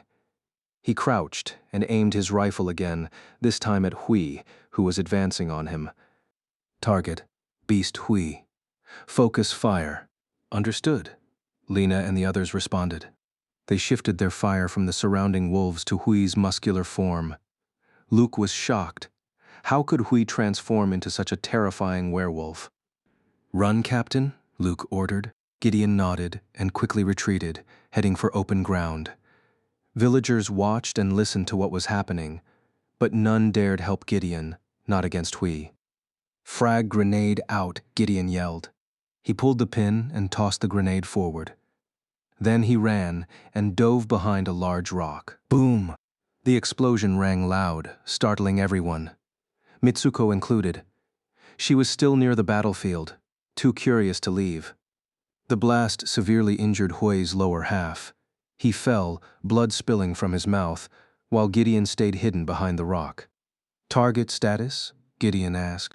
Dying, still moving. Gideon peeked out. He turned and saw Hui crawling on the ground, trying to reach him. I have to get that iron. Hui groaned, struggling. Gideon stepped out from behind the rock, approaching Hui, the alpha of the wolf village. With precise aim, Gideon fired several 5.56mm bullets into Hui's head to ensure he was dead. Bang. Status, Captain? Luke asked. Gideon crouched, checking Hui's pulse. Nothing. The headshots had done their job. He wasn't moving. Target is down. Clearing the area. Roger that. Luke and the others shifted their focus back to the remaining rebel wolves. Seeing Hui dead, the wolves had no choice. They surrendered. They knelt down as a sign of submission. Luke and the rest stopped firing, then reloaded their mags. The situation was quickly under control, though Gideon had taken a hit from Hui. His stomach and back throbbed in pain. Things weren't looking good. Status, Captain? Lena asked. Internal injuries. Exhausted. All fine. Return to base. Area secure. Luke and the others acknowledged. Gideon walked unsteadily toward the surrendering rebels, but among them, he didn't see Ula or Sif. Titch! They ran. Bian arrived in shock. Many wolfmen lay dead, shot. He demanded a full explanation from Gideon. What did you do, Sir Gideon? Bian yelled. Calm down, I'll explain everything to you. Gideon answered firmly. Bian pointed at him sharply. You better explain.